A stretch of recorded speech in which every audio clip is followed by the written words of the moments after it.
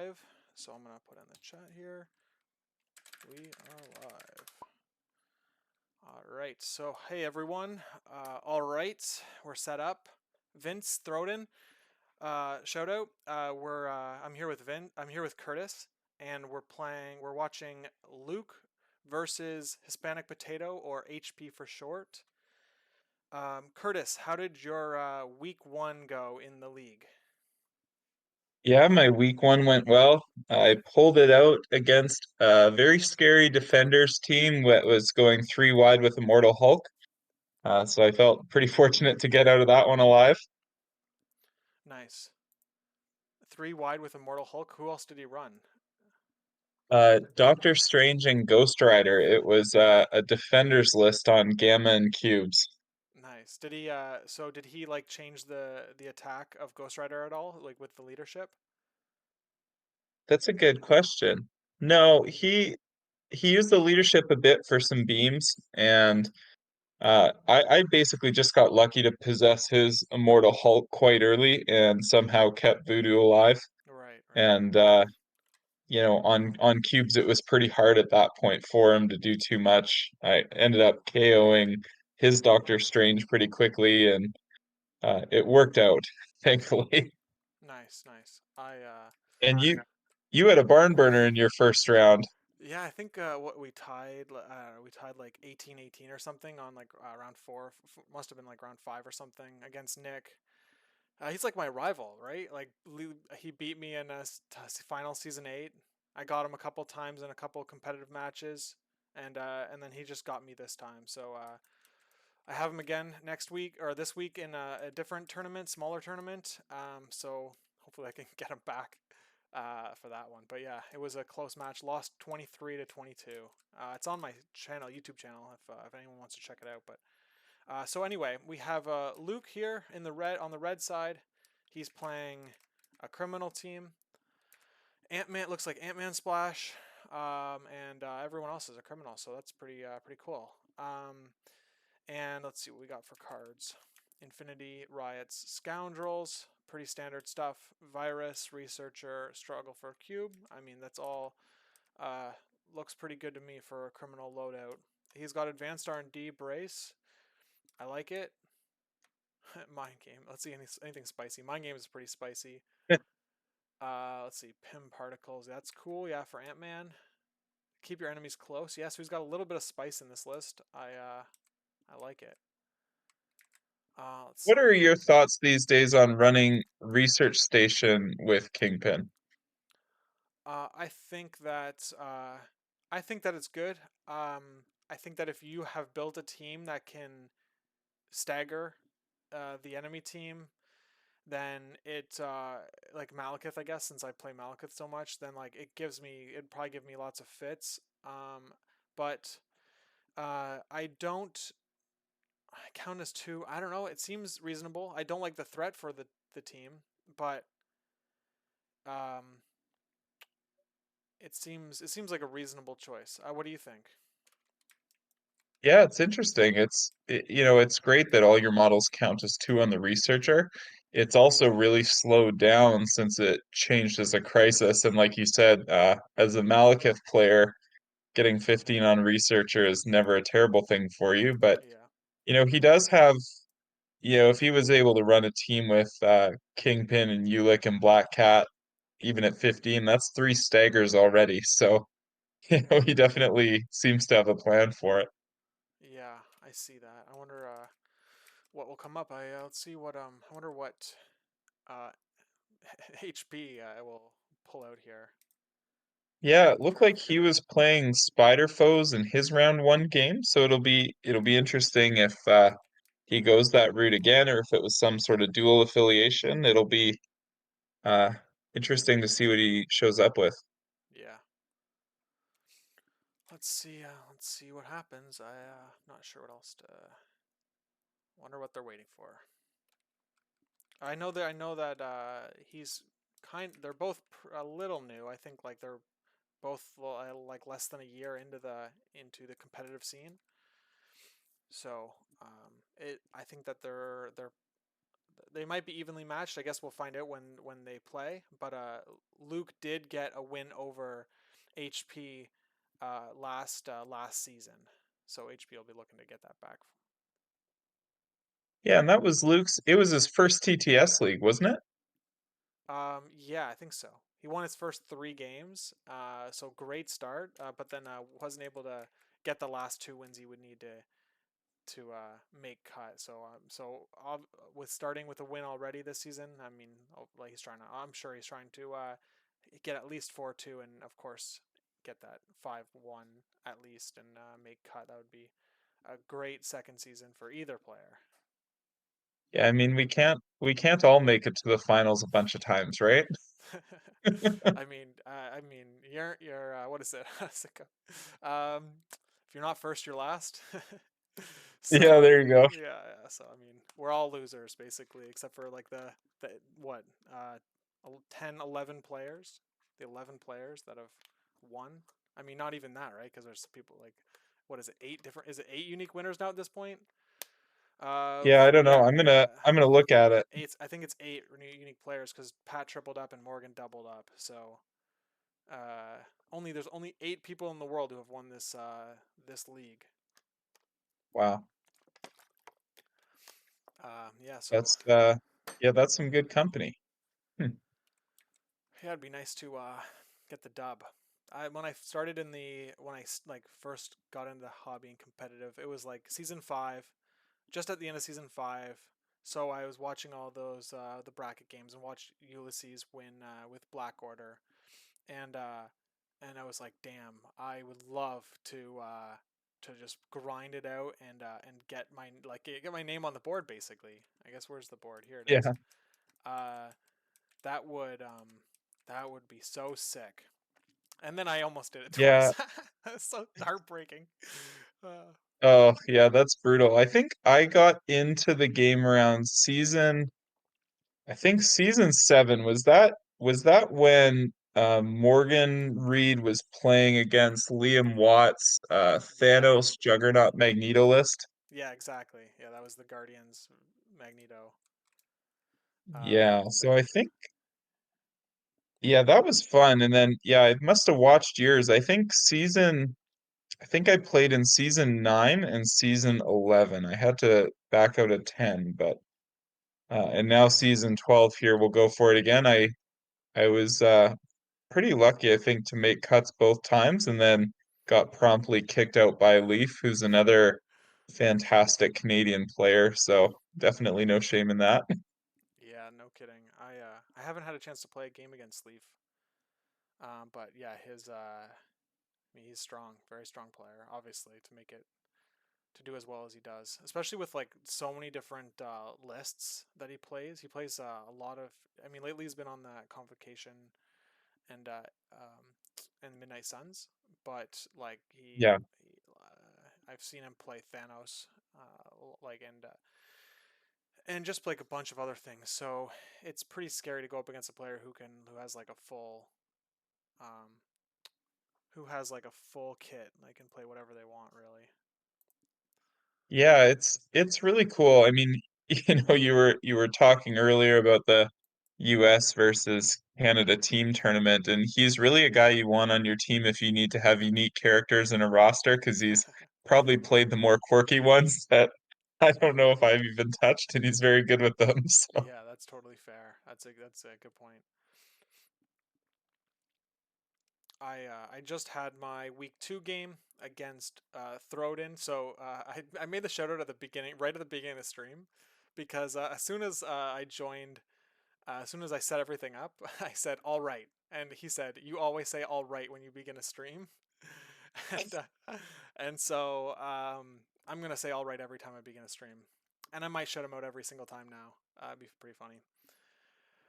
Yeah. you have to. That's your tagline now. All right, Vince Throden. Yeah, that's a little silly. We'll see how it goes.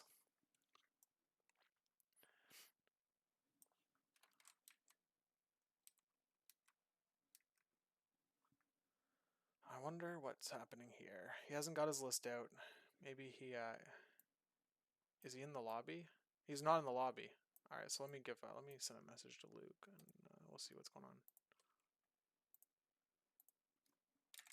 Yeah, I can't wait any longer. The suspense is killing me right now. It's yeah,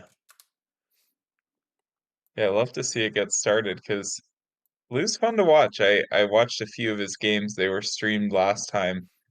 I've never seen Hispanic Potato play. Hey guys, Hey, first, he's having a lot of trouble finding and joining the room. Even though I sent him an invite, it just keeps loading for him. Would okay. one, Does maybe he hosts? uh, Uh, sure. Yeah, I'll ask him to host. okay. Just let him get it. Make sure he gets enough seats. That's all. Yeah. All right. Well, we'll figure it out.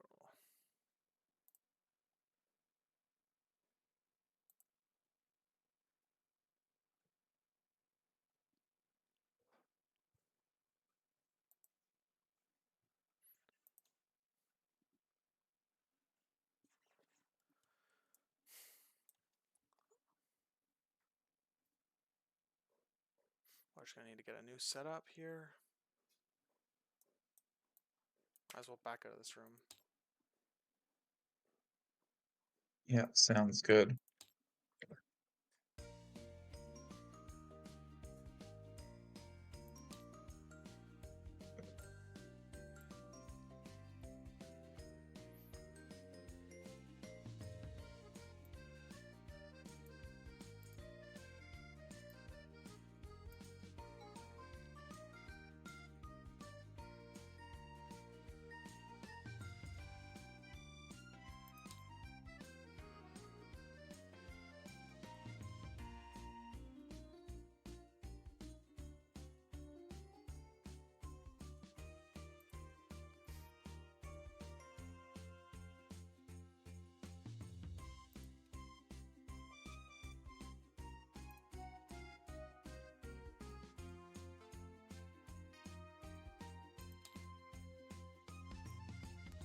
Here we go.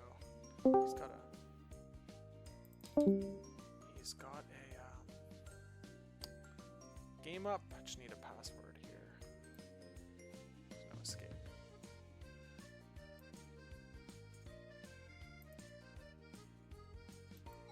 And where do I find that game? Well, what I do is like when I'm looking for a game, I just type in like Marvel Crisis Protocol in the search, or Crisis is what I have, and all of the games like I don't think there's any other games on TTS that have the word Crisis in it, and you get to see all of the games open. And then I just found I found his game because it's M MCP Potato is the name of the server name. So I'm just doing a little bit of like investigating, basically. All right, here we Look go. at you go. Oh, here Yeah, there you he go. just sent us a direct invite though. So Huh. I guess all of that work is for nothing.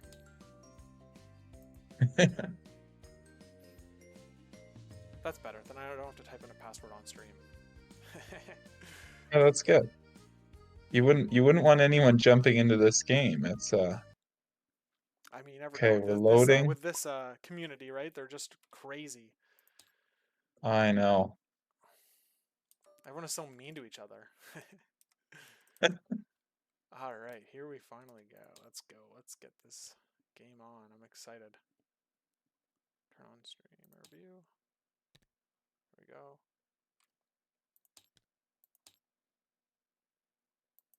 Okay. All right.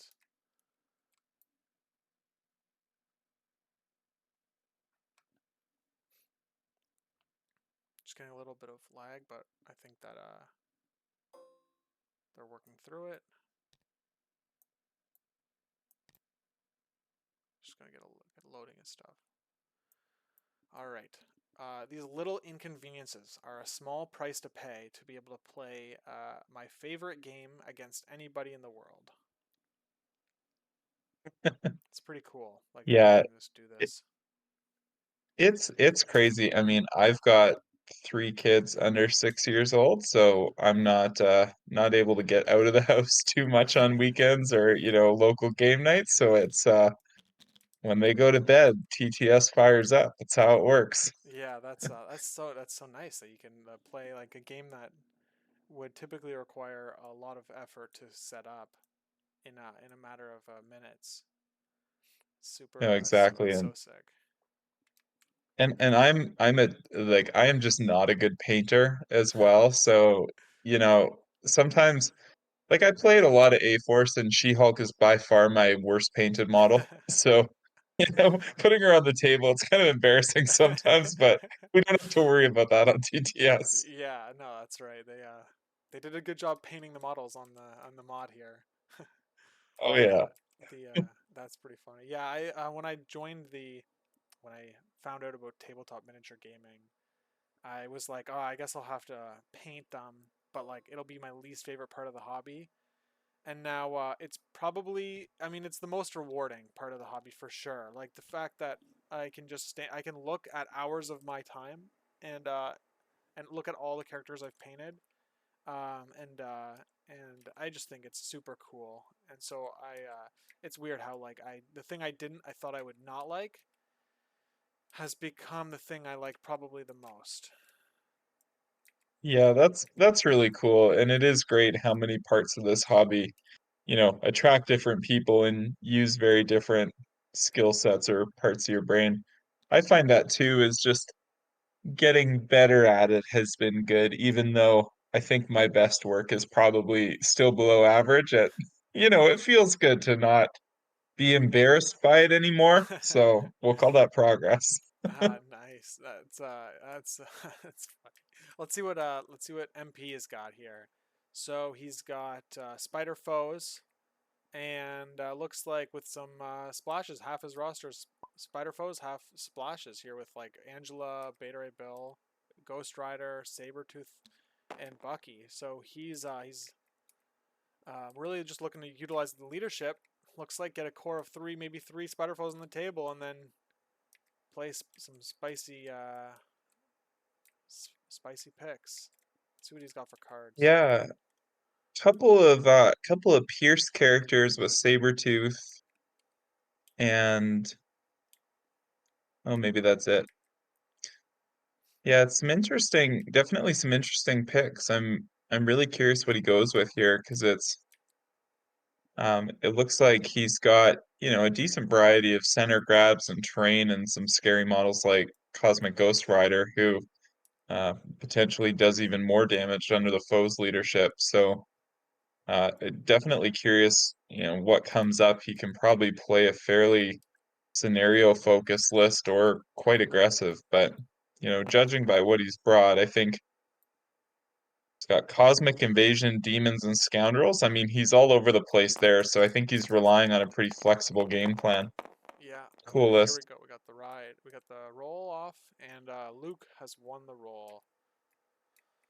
Let's see what he picks. I mean, probably. I mean, Skiers is like is usually the one you like go for. Just typically, unless your list is like built specifically on extracts, or there's, I guess if there's like a really unfavorable extract, but it looks like, I mean, they're pretty. There's nothing crazy here. I don't see. So blue selected secures, just like I assumed, and we have fear grips hammers, and we have extremists. So both D-shape secure, both D-shape secure and extract. 17 or 18 is the threat. So we're gonna get a map up in a few seconds here, and then MP will pick the threat.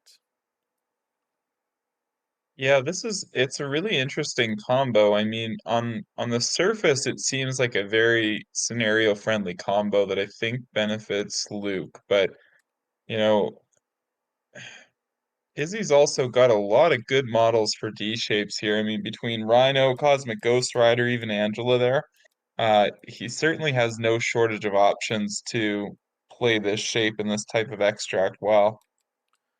It looks like uh, because neither of them are playing Eyes on the Prize or anything like that, it looks like MP is the only one with us. If you wanted to grab an extract and retreat back, Angela is the only option on the board that I can see. But we've got Sinister Traps in play. I think that I'm sure it'll come up.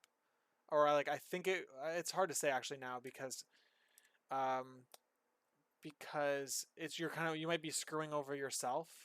There's no like extract on the board where there isn't a secure, and so if you put out sinister traps one like one flank, then Luke is going to just grab the other flank probably. But you could load up the other side. If MP maybe could put on Ghost Rider on the other side. I don't know. So it feels like a not great spot to put sinister traps down. Like, what do you think? Do you think we'll see? Do you think we'll see that card?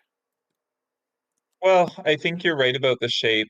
In a normal game, you could definitely see, Angela line up across to the hammer that doesn't have the trap as a way to, move up, get a throw off, and maybe attack. But um, Luke also has Shadowland Daredevil in his list, and I wonder if at some point he takes Shadowland and can use the grunts to trigger the Sinister Trap and then move Shadowland on to grab an extract if that's a play. Um, definitely the grunts do give you a bit of flexibility on playing around a trap without really disrupting your turn. So Yeah, that could be something he goes for. yeah, that's fair. D shapes are not great for like if I'm thinking hammers, I'm thinking Daredevil, I'm thinking Bucky. Is Bucky in Luke's list? I don't remember now. Oh, no, it isn't. No, he isn't. He only has the one splash, which was Ant Man. Ant Man's gonna die if he's got R&D. How much does it cost Ant Man? Oh no, he costs him one to transform. Then he hits the range 3.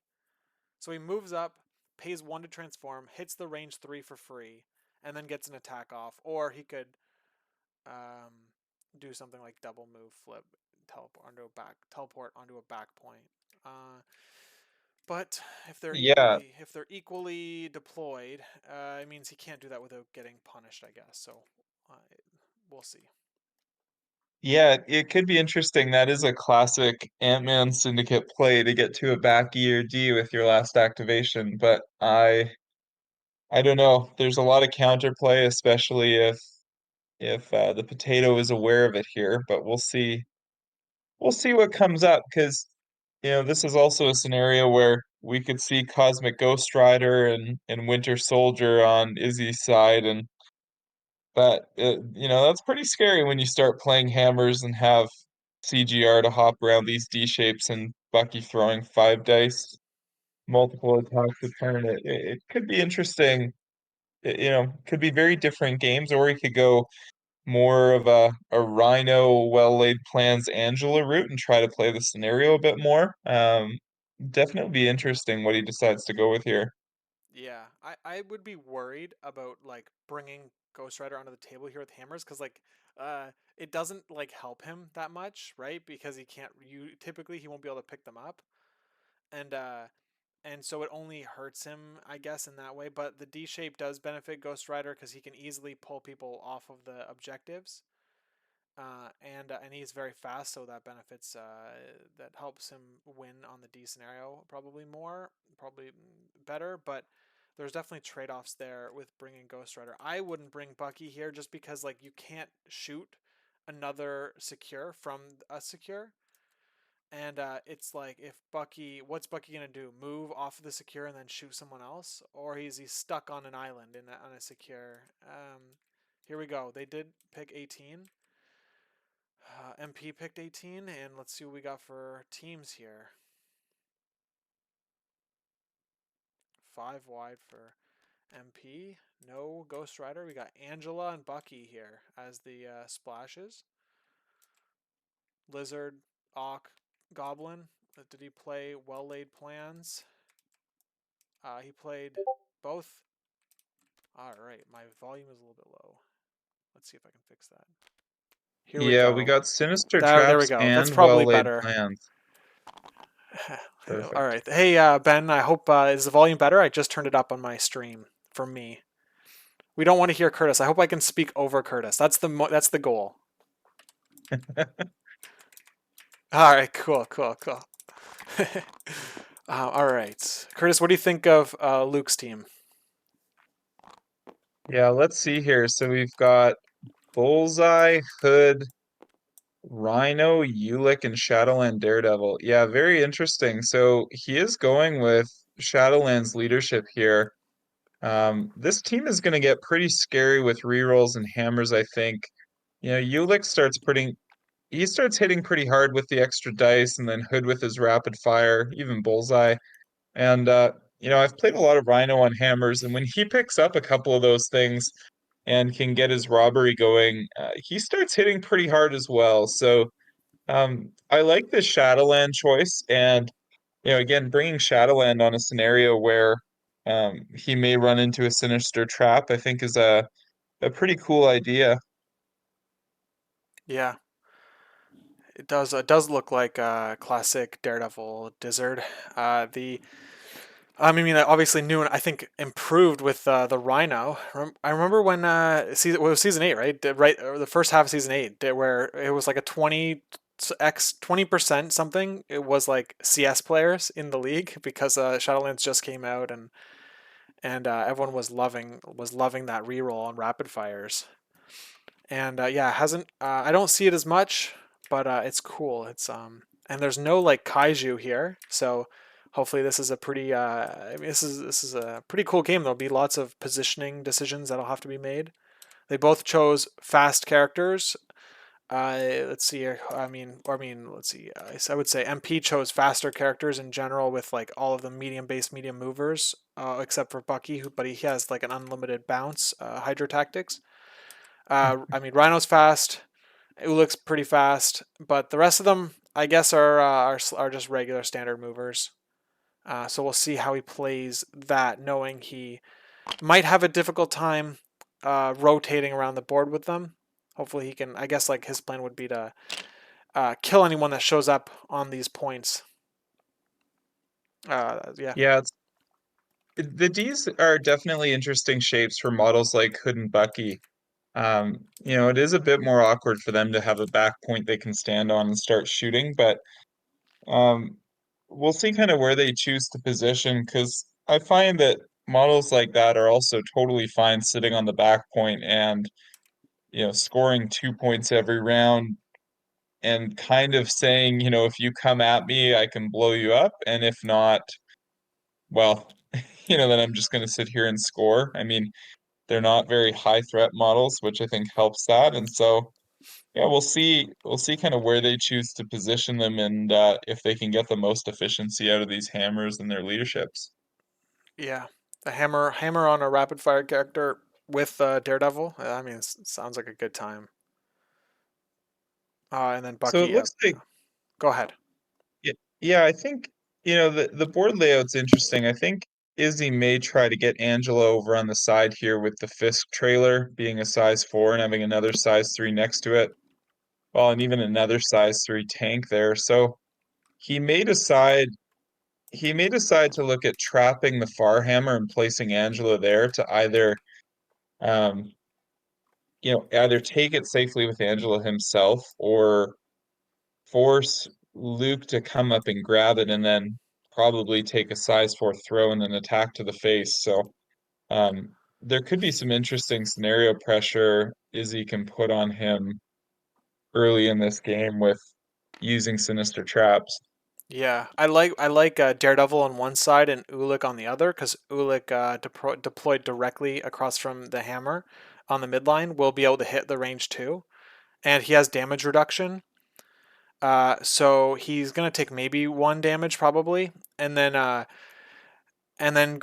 he can just grab the hammer and stay on the point. I mean, obviously you're gonna be you if MP could punish like a character that's just sitting on the midline, but um, I don't know. Ulick could get away pretty quick in the on the next round maybe.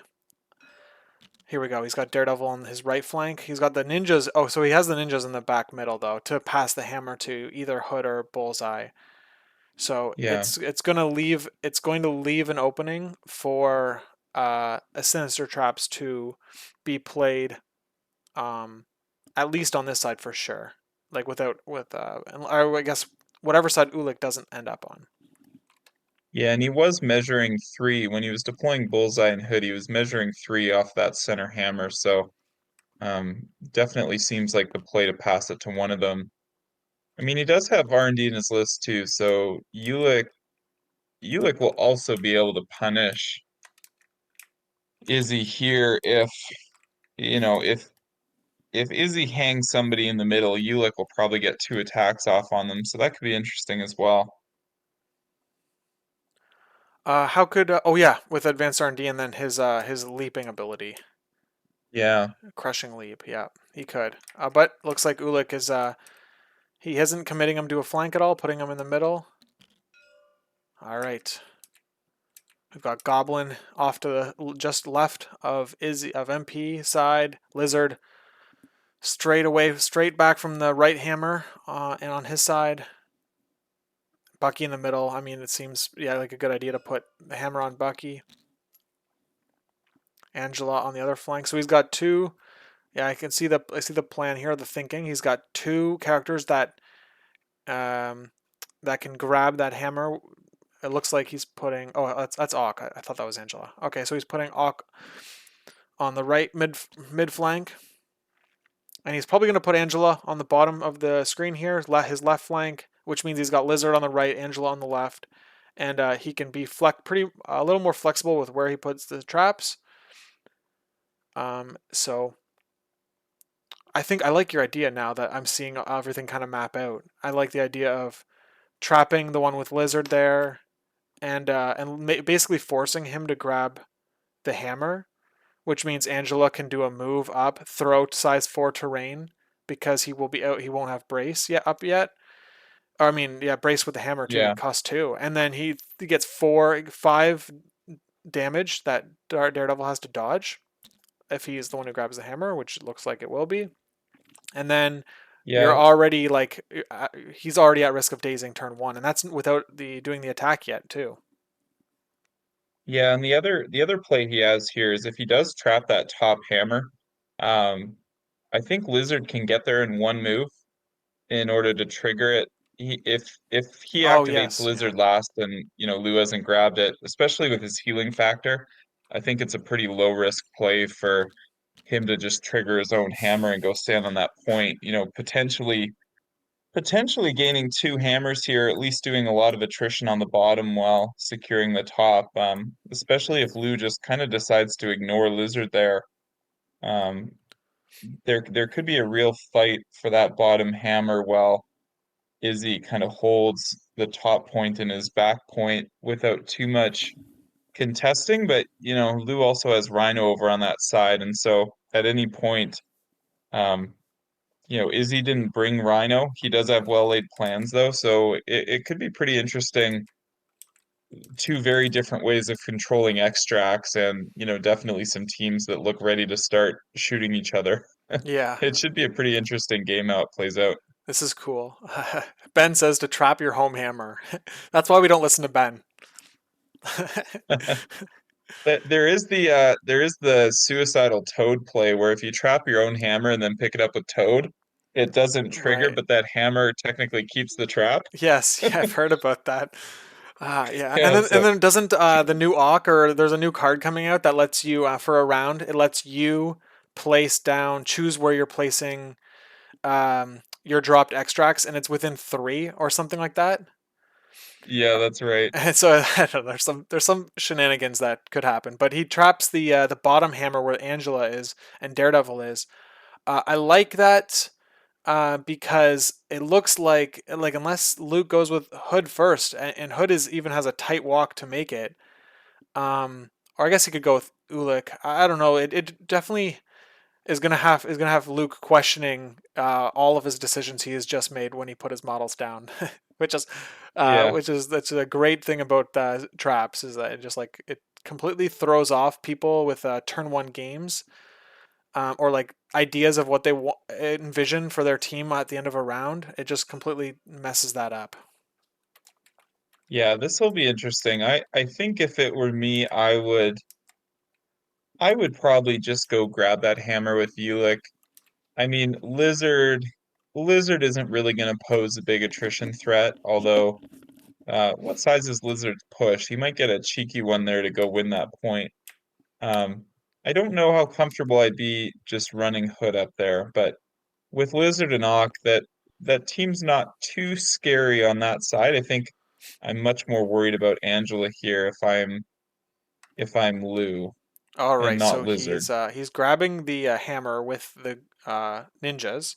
So the ninjas have the ability to KO themselves and then pass the extract within range 3 of themselves, and it looks like he's done that because he has taken them off the board, and he's given the hammer to Bullseye, which means after the grunts have activated, it's Daredevil's turn, and looks like Daredevil uh, is basically hoping he doesn't get hit by the roll here. If he gets hit by the roll, so the sinister traps are going to go off as soon as he hits range 2 of this extract or secure, whatever the trap is on. In this case, it's on both. Uh, we're going to get a roll. Hit crit wild does damage to Daredevil, and if he gets damaged, he gets pushed. So it looks like Daredevil's taking 2, and that means that Daredevil is going to be pushed, and MP is going to be choosing where the push happens. All right, Yeah, so let's see what. that's a really big move because I think that leaves an opportunity for Lizard to go grab the top hammer now. And I highly doubt Lou is going to want to send Bullseye up to grab the bottom one with two hammers and Angela ready to dish out some punishment there. So it'll Yeah, it'll definitely be interesting. yeah, I agree. I think that the one thing I would say is that you want to like if you have a great character that's good at like beat down, the attrition part of the game, part of the your team, you don't want them like grabbing a hammer and like be playing this like runaway chase me kind of game. Um, because you've basically overpaid for Lizard. I don't know, like for a character that can like Yeah, survive the hits. So this is interesting. I think that this is going to put um, this still leaves it at a 2-2 extract hold, right? Because whatever it just means that MP gets to choose which extract he wants to grab. I guess. Oh, I see what you're saying. You're saying Bullseye's not going to grab that because he's going to get dusted. So yeah. if Lizard grabs the top one, then there's a lot of pressure on Lou to send his weakest character into the death zone of Angela. Yeah, now on the flip side, he may be saying here that if Lizard wants to go grab that hammer, he was able to play advanced R&D and D and get Ulick and Rhino power, so he may feel confident that, with Hood, Ulick, and Rhino, he can get that hammer off Lizard, or, send Ulick for some attrition and maybe go for the back point with Bucky to set up a round two steal. Um, and then maybe just try to ignore Angela and try to hang the five threat sitting there on a point, not really doing a lot. We'll see kind of how the board looks after round one because it's with all these mobile characters, it's quite easy to rotate across the board and have a very different look. Yeah, for sure. Ben, these people are about a year into the hobby or so. I think this is both their second league TTS league. Blair, yeah, pushing him towards him. I think that both options are good. I think that you would have got some free shots with Goblin probably, but I think either way, pushing Daredevil off the point really isn't fun for Daredevil because he's not mobile. He's not very mobile, right? You need him to start his activation within range 2 of another enemy character so that he can do an attack, spawn the grunts, and then ideally have enough power to spender, which obviously those actions don't have any moves or anything like that attached to them. So Daredevil starting off his next activation, basically guaranteed to have to move, is a bummer. I guess so. Let's see what happens. Angela's grabbing this midline hammer, and let's see if she's going to stay there or or if she's going to run away. I mean, I think that staying there is probably pretty fine. You're pretty safe. I think from anything crazy happening, Bullseye's going to get a 5 dice attack into you if he can get on top of that building. Yeah, I think you're right. You know, Angela, there's a lot of big terrain around there that's really the secret to her damage output. So, um, yeah, it seems like he's just maybe going to reposition a little bit on that console and hang out there. Yeah, I think looks like she's pretty safe in that spot for sure. yeah, basically guaranteeing cover is really what he's trying to do. Bullseye does ignore cover. So actually, Angela is like in the perfect position, right? Like on this side of the board, you're dealing with Bullseye, who already has a low health pool, pretty low defenses, nothing crazy there, and then you've got the grunts on Daredevil's side. So if Daredevil activates before Angela almost gets a free attack because of her frenzy. So Angela's got two good targets to go into that could trigger the frenzy, which is like right when you're getting that off, you're getting that free short move, free extra attack.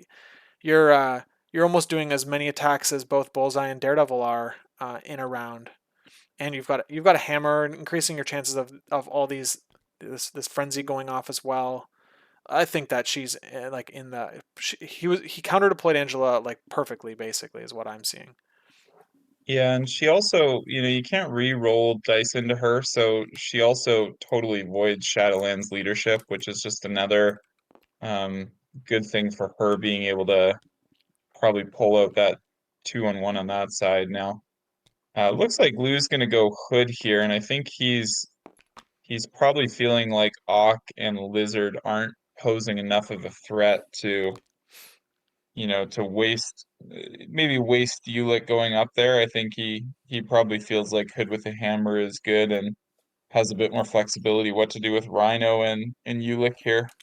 Yeah, I think that I mean they both have 4 dice attacks. Obviously, is a little spicier with the double wild, but I think that having Hood take one 4 dice attack and then maybe taking 1 damage ideally, and then being able to flip with 4 health left into his tankier side. That's what like I would be hoping for if I was Luke, making Hood grab that hammer. Is like, how can I get to my other side with minimal damage taken possible? Because then when you're doing the Hood's got 6 dice attack on the demon side, and Yeah, and with that's like, love that. well, and with the Extremis console, with him being able to heal some of that chip damage, his damage reduction too on that flip side goes a long way to keeping him up a lot longer, especially when models like Aachen and Lizard are probably only going to do 1 damage at a time. It would be pretty hard for them to spike high enough to be putting 3 or 4 or 5 hits out there in order to do any more than that to Hood's flip side. Yeah.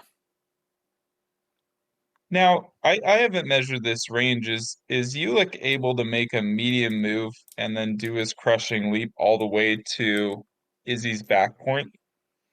I think I would assume so. I can't use the tools in spectator mode, but I mean it gets you to the onto the midpoint, right? Or like how far past the midpoint does it get you? Range 2, 3. It must. I think so. I'm like just seeing it in my mind, and it looks like he'd be able to get to the back point. What are you thinking? He can't steal the hammer though because he'd be out of power. But hold Yeah, no, on. But you get an attack. You're saying he could get an attack into Bucky. Is that what you're yeah, saying? and then well, an attack with Bucky and then maybe with Pryo, I don't see any Izzy doesn't really have any defensive tech there. So there is a world where um, basically if he's able to get Ulick taking out Bucky at the top of round 2 and taking that hammer and then having Rhino also up, he could put a lot of pressure on those extracts and it could just really tilt the game in Lou's favor, getting some attrition, but also holding these hammers at the same time. And there is kind of a funny interaction where Izzy could be looking to play a well-laid plans at some point and have Lou also playing all according to plan to maybe take prio and make the well-laid plans less impactful. So it just some interesting things that could come up later in the game depending on how this all shakes out. But it looks like maybe Lou is thinking of getting not getting too greedy on the back point and instead going after Lizard here. Yeah. So no, it looks like no R&D play in this round because the Ulik was the only one that could benefit from one extra power. Oh, hold on. How does Oh, hold on. He just did it. Yeah, Well, how did he do that? Oh, I see. Shadowland Daredevil. Shadowland Daredevil took advantage of the damage he took off of the top Oh. trap there and was able to give out a few extra Oh, power. I So see. I missed that. Okay. Oh, so he is doing the crushing leap. Is that what I'm seeing? yeah, he's doing the That's crushing what leap here into Lizard. I missed the R&D play. Okay. Yeah, looks like, he's probably not going to kill Lizard here, but if he can get a push and make sure he wins that top point and has a hammer, um, it definitely gives him parity and then probably sticks bullseye on the back point there to score. It'll be interesting where he decides to go with Rhino here. I think that's Lou's last big kind of decision point is whether to go after Angela or start putting pressure on the backhammer. Right. Yep. 2 blocks, Izzy so far. He's got a crit to roll. We got 2 hits, no push, no damage goes through. So Ulik rolling Thor dice, right? Not doing a whole lot, but he does have 2 characters on the point. I think Luke was trying to block Doc Ock from getting on the point, Mhm. so we'll see if that becomes a thing. Yeah, Um, it's probably pretty good placement oh yeah, there. he has the I mean, reroll from the leadership, so he does get one through, right? yeah. Yeah, he should get one through. There it is. I forgot about the reroll from the leadership, but doesn't get the wild. So it means that I think Ock could come and contest that point, which is, I mean, it seems like the play, like he doesn't really have many other options. Yeah, and if he does get up there, he can spend on the console to heal one off Lizard. So Lizard on Extremis is a model where you start attacking him and give him power, he can get that health pool right back down to 0 damage very quick. I try to abuse that in my Hellfire list for sure. So, he could get pretty frustrated throwing a lot of attacks into Lizard if he isn't able to daze him. Yeah, I can see the problems. But Lizard at the top of next round, Lizard is going to have 3 power online for his throw, so that is going to definitely give him some control options if he's going last at the end of round 2 to be able to win some of these secures. Okay, so Izzy is up. Looks like he's eyeing Doc Ock. Um, Probably double move onto the point, but let's see if he gets like blood in his eyes or blood vision base and goes for an attack. I get that all the time. I'm like I always have to like tell myself no to attack. And then I or sometimes I just attack and then I leave all my guys off of the secures and then I still win because I've killed them all. Kill all the characters because I have hot dice. So um, yeah, we'll see what he does here. I think that you don't need to do that. I don't know if like he could like I'm wondering why he's saving Bucky for so late. I guess he wants to see where Rhino goes, maybe. But um, Goblin, what do you think Goblin does? You think he double moves to the secure on his Yeah, flank?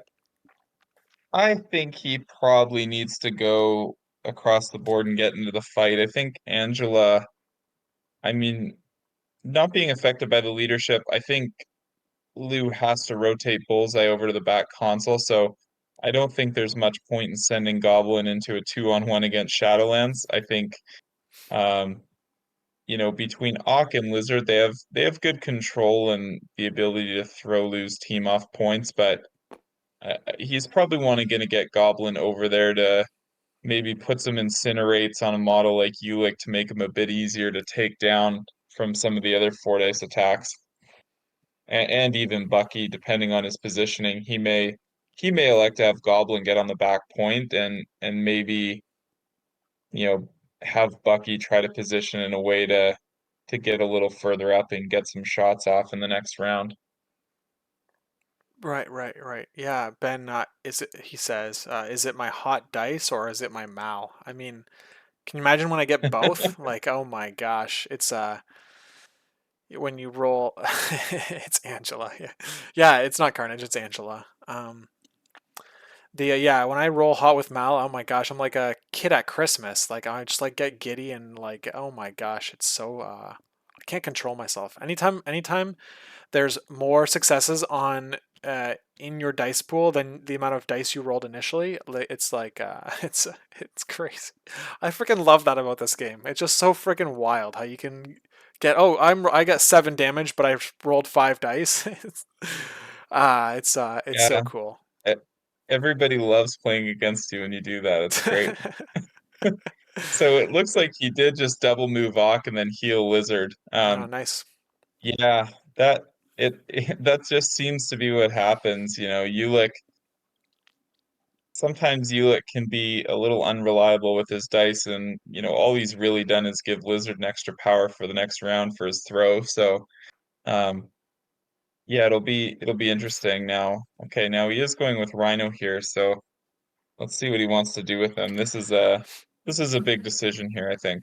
Yeah, and if Rhino isn't on the back point, I mean it's pretty clear that Bullseye's just going to rotate there, which is it seems like the play to do. You don't want to send Bullseye to his death, for basically no reason. So Yeah. this is yeah right. This is Now, definitely his play. His this most important decision making is right here. You could save it. You could just go with oh look at that. Bullseye might just get a shot off on Angela, or he's gonna. Oh man, it's risky. yeah, I don't think I would like sending Bullseye to his death next turn there. Um, I think the better play is was maybe what he's thinking here to send Rhino, kind of send Rhino after either Bucky or Angela for the extract, and um, you know, especially with Bucky on that back point, that size 4 bulldozer is probably something pretty nice he could throw into Bucky, and there's also that tank there. I think Rhino definitely has some options to put pressure on Izzy's back hammer and try to make Bucky's life pretty miserable here.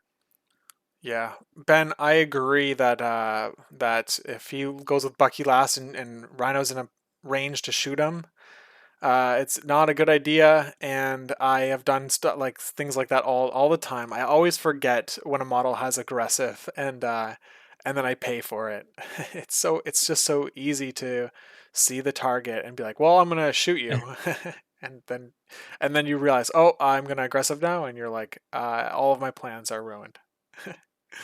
Yeah, you know the only challenge I see is if the plan isn't to have Bucky start shooting at Rhino, I do get a bit concerned that you know, when you think about the win condition for Izzy here and just relying maybe on well-laid plans, I think at some point he may have to just start putting some attrition into Rhino and maybe Goblin is positioned in a way as well that he can support that fight too.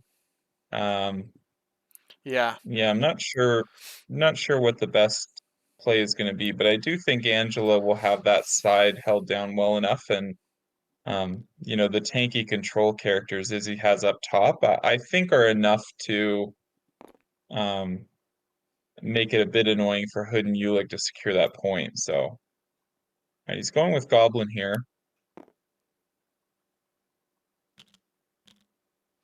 See if he decides to pick up the hammer, if he's just going to sit on the back point and let Bucky grab the hammer and do something else. yeah, I do like what you mentioned before of them kind of sticking together a little more.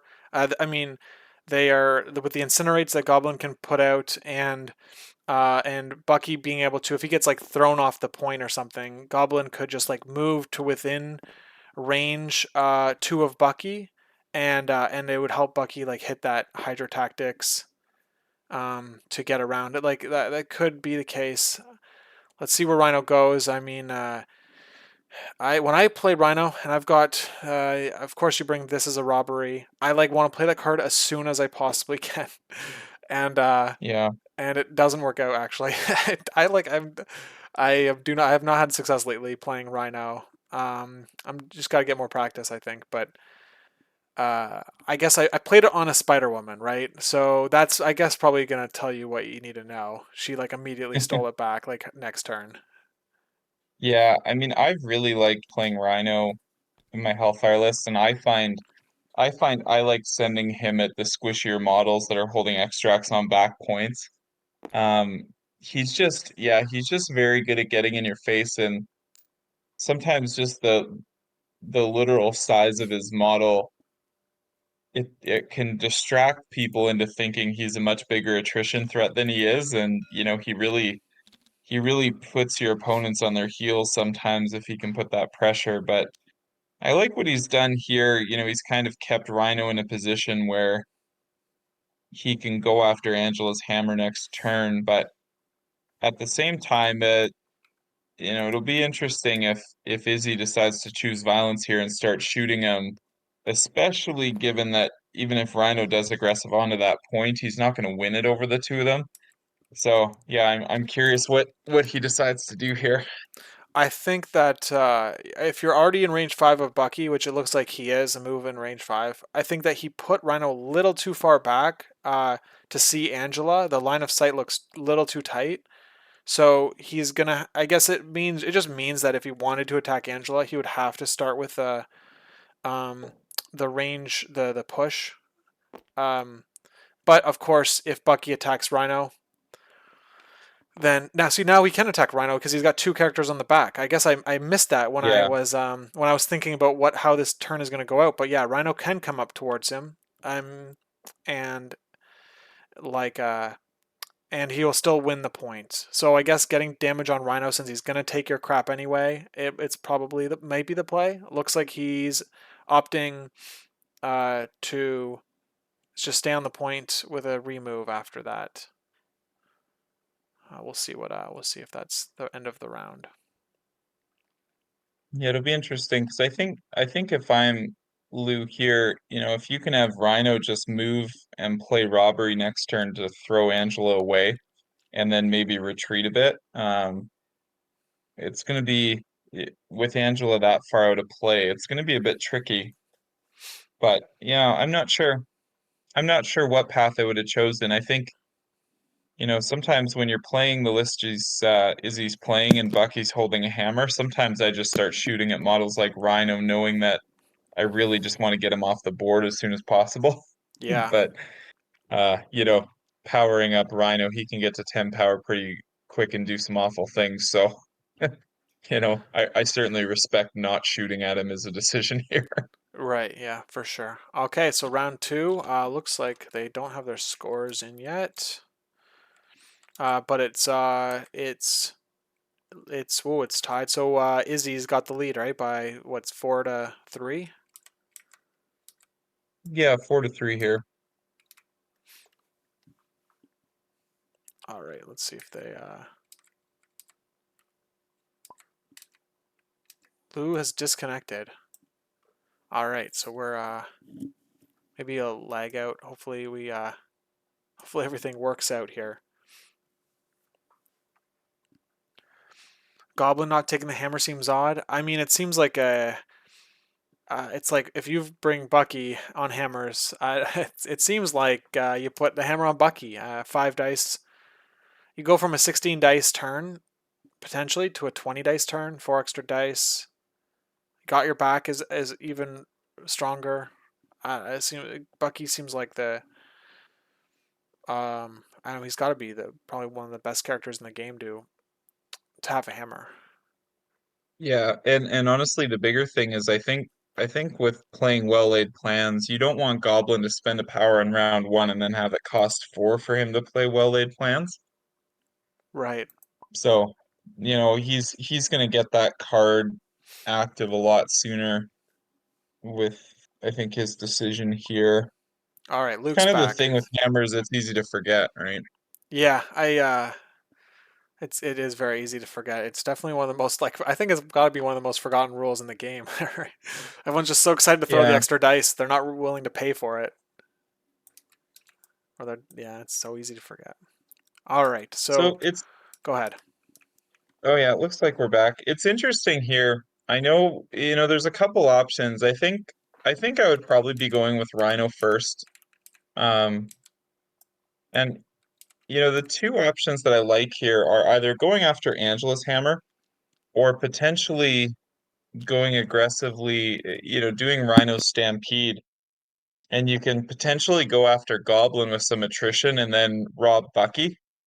It's kind of an interesting play to see if you can maybe even get a daze or a lot of damage into Goblin and then take Bucky's hammer off him. Right. But I'm Would not you sure. be The would you the be safer worried about going with Rhino early and like what if he like goes three, right? Uses three for the push, does the attack, and like doesn't and like whiffs or like a double whiff, or then you're just dead. I don't know. I feel like it's the riskier play. The safer play is to stand on top of the building and rob Angela and then move back to safety. That's I would make the cowardly play, but that's my play style. I'm sure yeah. Ben will appreciate that I usually don't go with the coin flip aggressive option. I think I mean if I was in this position I would probably just go with Bullseye and move him as far away from the action as possible. I don't know, like this seems like just to you I think none I don't see any of these characters needing to go first. Um yeah, I think that Luke doesn't want any of his characters to go first other than yeah, so Bullseye goes to the back. That's what I see. Hood, let's see. Hood, yeah. He has no way to take that hammer. Yeah, that's what I would do. But let's see what he's going with Rhino first. And yeah, he does have the option to just take Angela's hammer and peace out, throwing Angela away medium. Uh, There is something about not giving Angela 7 dice attacks and displacing her can be, decent. The other option over here too is maybe you use Hood and try to put a bunch of dice into Doc Ock or something and try to get well laid plans off the board. But yeah, I think, if it were me, I would be probably just moving Rhino and taking Angela's hammer here and then moving a bit further away. yeah, I could see four. He's got Doc Ock has four Mystic Defense, but only five health. So Hood's rolling. Assuming he gets his rapid fire, he gets 20 dice into Doc Ock. That's a lot. It could definitely put him down. Um, so yeah, I could see Hood going, but he's looks like he's pretty Yeah. committed to Rhino. They do have to. Um, I don't know. Like, what do you think about this? Like, what do you think about this line of sight issue here? He's moving. Looks like they've agreed that that line of sight is not there, and they are doing a roll. I'm glad that they saw what I saw, which was that Yeah. Angela could not be attacked from Rhino's original position. It is interesting. It it looks like he's maybe setting up attacking Angela to place off of the console. I think I would have just moved on to the building and done this, but he may feel okay with just keeping Rhino on the console, even if he does play robbery. All right, And so he has no you know, rerolls here. We'll have to watch for that in case I don't want to jump in. I don't have to jump in, but okay, cool. Looks like they're doing well. All right, so they didn't reroll or anything like that. Two damage on Angela, and so placing within one of Angela, probably playing. This is a robbery, so Angela gets one attack into into Rhino. If that's the decision Izzy will make later on. yeah, I don't mind that. I like how this has turned out because, he will have Shadowland there as well to potentially move on to the console and heal any damage off of Rhino. And Yeah. Yeah, I think this puts him in a pretty good spot. I guess Angela could do that 5 dice energy attack in a Rhino. Getting a hit would advance her. Um, Yeah. so we'll see what direction, if he plays this as a robbery, we'll see the direction that he throws Angela. I mean, it seems like this obviously seems like the best time to play it. Yeah. Looks I like he's don't eyeing think it you up. want to give Angela the hammer here. Yeah, it looks like he's going to play it now.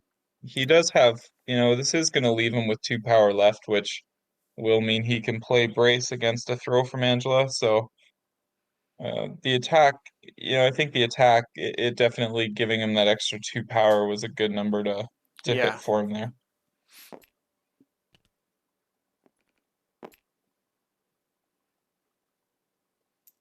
Yeah, just gonna throw him straight away now. If he is within range 4 still, he maybe could have thrown him into the terrain to do an extra damage, and it would have not really changed what happened, but um, nothing wrong with getting getting more distance away from her here. yeah, I see. That's fine. It's always like putting Angela in a position where she has to do the range 4 attack. Because like if you don't roll that hit, right? Range 4 Yeah. 5 dice stack, like it just feels so bad. Because then she has to do it again, and that's not what you want out of your 5 threat, is to be throwing range 4 5 dice attacks. It's a little inefficient with the threat you're bringing to the table. You're spending on her. All right, so let's see here. What is he does?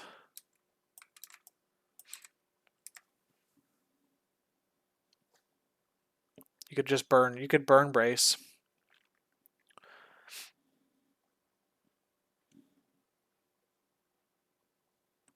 Like Rhino's, I'm sure Rhino's going to throw that size 4 building next turn if Angela doesn't throw this turn. Yeah, I mean there's a couple size threes there too, so it's not gonna be easy. It looks like yeah, okay, so it looks like he might just be moving back onto the point, maybe trying to make some attacks and get the throw to either burn brace or push some damage through. Yep. Didn't want to risk it.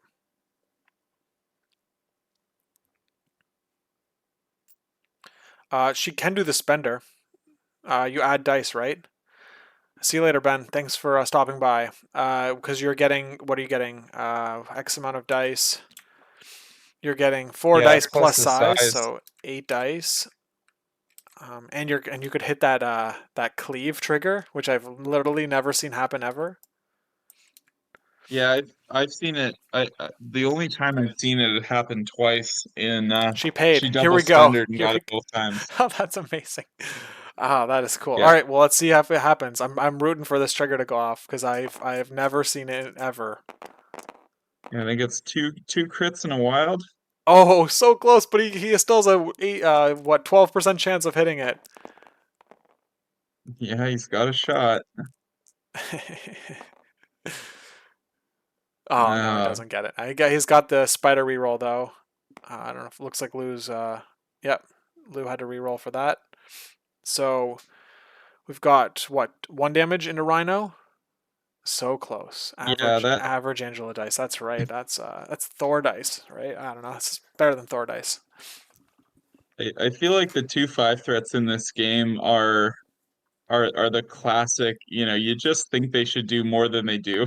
And then sometimes their attacks just do 1 damage and you don't have enough power to do what you want. It's tough sometimes. Yeah, it's crazy how different a 6 dice and a 7 dice attack feel. It just is it's so different. It's so different. 6 dice just like you throw them and you don't get any successes or like nothing goes through and you're just like, "Yep, that's a bummer."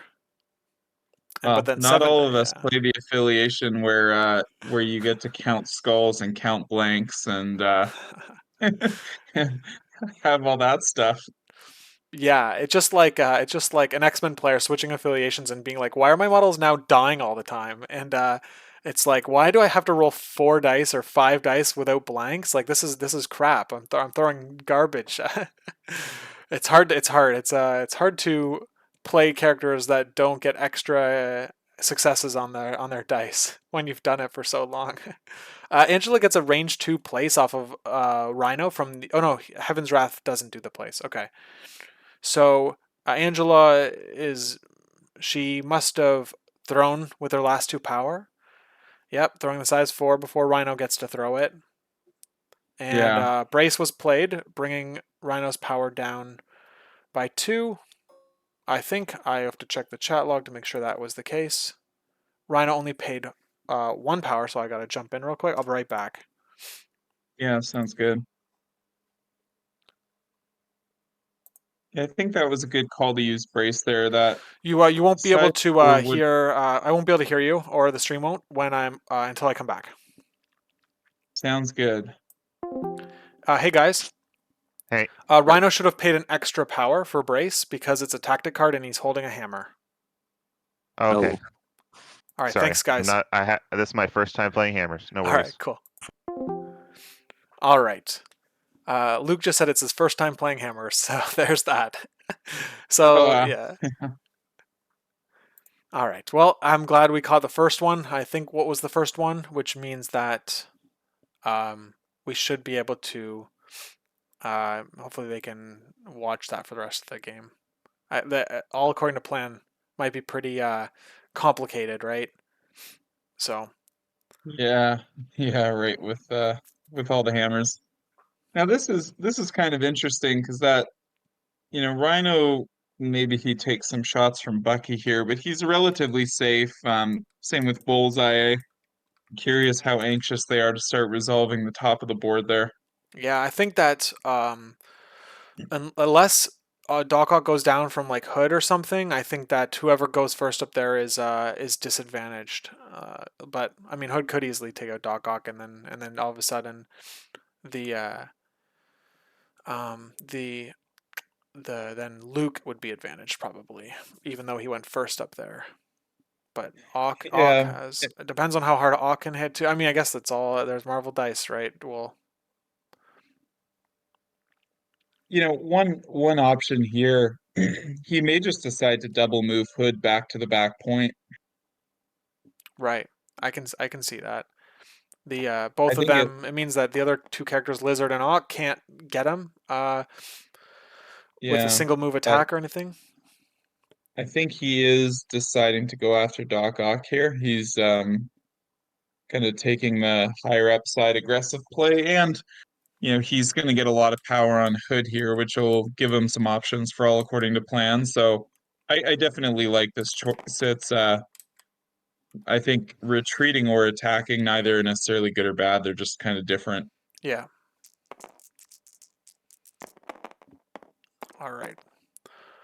This is a 4 dice Mystic or 5 dice because of the hammer. He's got 3 no rapid fire, but a reroll coming through. Hopefully, you get a 25% chance to hit this hit here. Let's see if he gets it. No, he doesn't get it. So he's got 4 damage into Ock, looks like, probably. He's rolling 4 dice, so it must be Ock. It takes 3 damage on Ock. Already halfway over. Oh, hold on. What? Oh, he exploded the crit. That's why there's 4 dice in the pool for Lizard. So Lizard takes 2. He takes 2? Should take 1, right?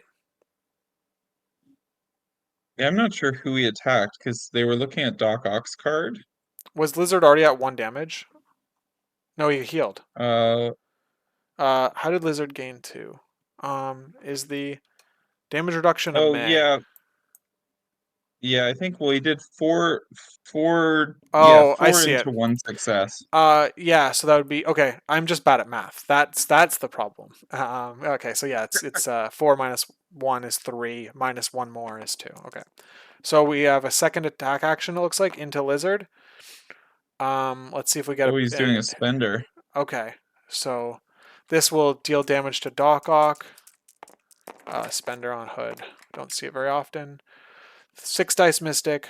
You get a shock condition, and you can arc, which is a wild. Will do damage to other characters within 3 enemy characters. Rolls hot. Got a reroll here coming in. 5 successes so far to only Lizard's 1. And He gets 6 total successes, it looks like. So is that Wow. a dead lizard? Yeah, it is, right? 4. Yeah, Plus, I mean that was really bold. that was, it paid off. Wow. Um, and the wild trigger means that Aqu will take 1 damage as well. Hmm. That was that Oh, was Lizard's gonna exceptional. oh, he's got it. Oh, that's really good for him. That's gonna Yeah, because take he's so much health back too. He's gonna healing factor and he's gonna hit the extremist probably. But the shock does yeah, the shock hurts him. yeah, he's pretty useless attacking, but that you know, he might just decide to throw Hood off the point here. Maybe attack him, throw him off the point, He heal doesn't. He only himself, has 3 stand there. power, so he's got to put some damage through or something. Do you shake the shock? You must. You probably shake the shock, right? Yeah, Um, I think you try to maybe get an attack into push Hood, I like this because Hood heal a can't. bit. He's only rolling 2 dice, right? He doesn't have any power to use his mystical cloak. So Yeah. you're probably getting a damage or 2 through um, with 4 dice. I mean 1 probably, and then you can heal yourself on the console, which is really. So we'll see what.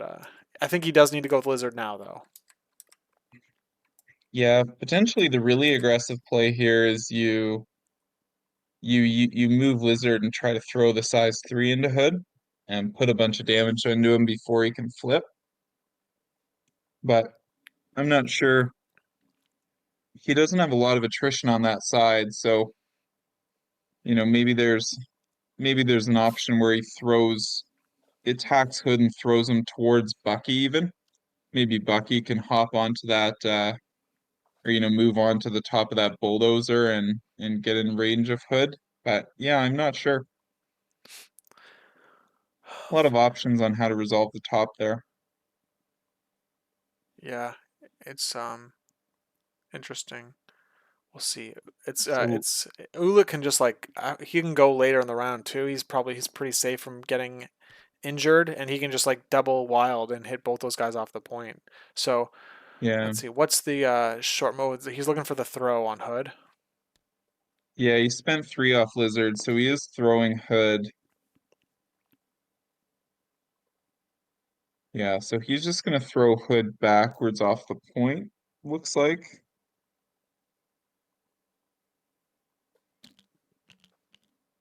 I don't think it's not a bad play from a control point of view, but I do think being down 3-1 on extracts, he could look to get a bit more aggressive, although having well laid plans might make him feel like he's gotten out if Lou takes too much of an extract lead. Right. Yeah, Is this so he did is just shake the shock. I think that's a good play. yeah. I wonder if he's gonna go into Hood here. You got okay. So we're going into Ulik because Luke's rolling 4 dice. So we have 2 successes, no push.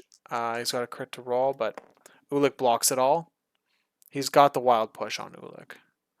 Ulik, it doesn't really matter. If I'm Luke, I would not really care too much because he has enough power to do his leap ability back onto the point without an action. Yeah, and I think with Ulick being able to potentially push both of them, um, you know, he probably just tries to leave Ulick till last now.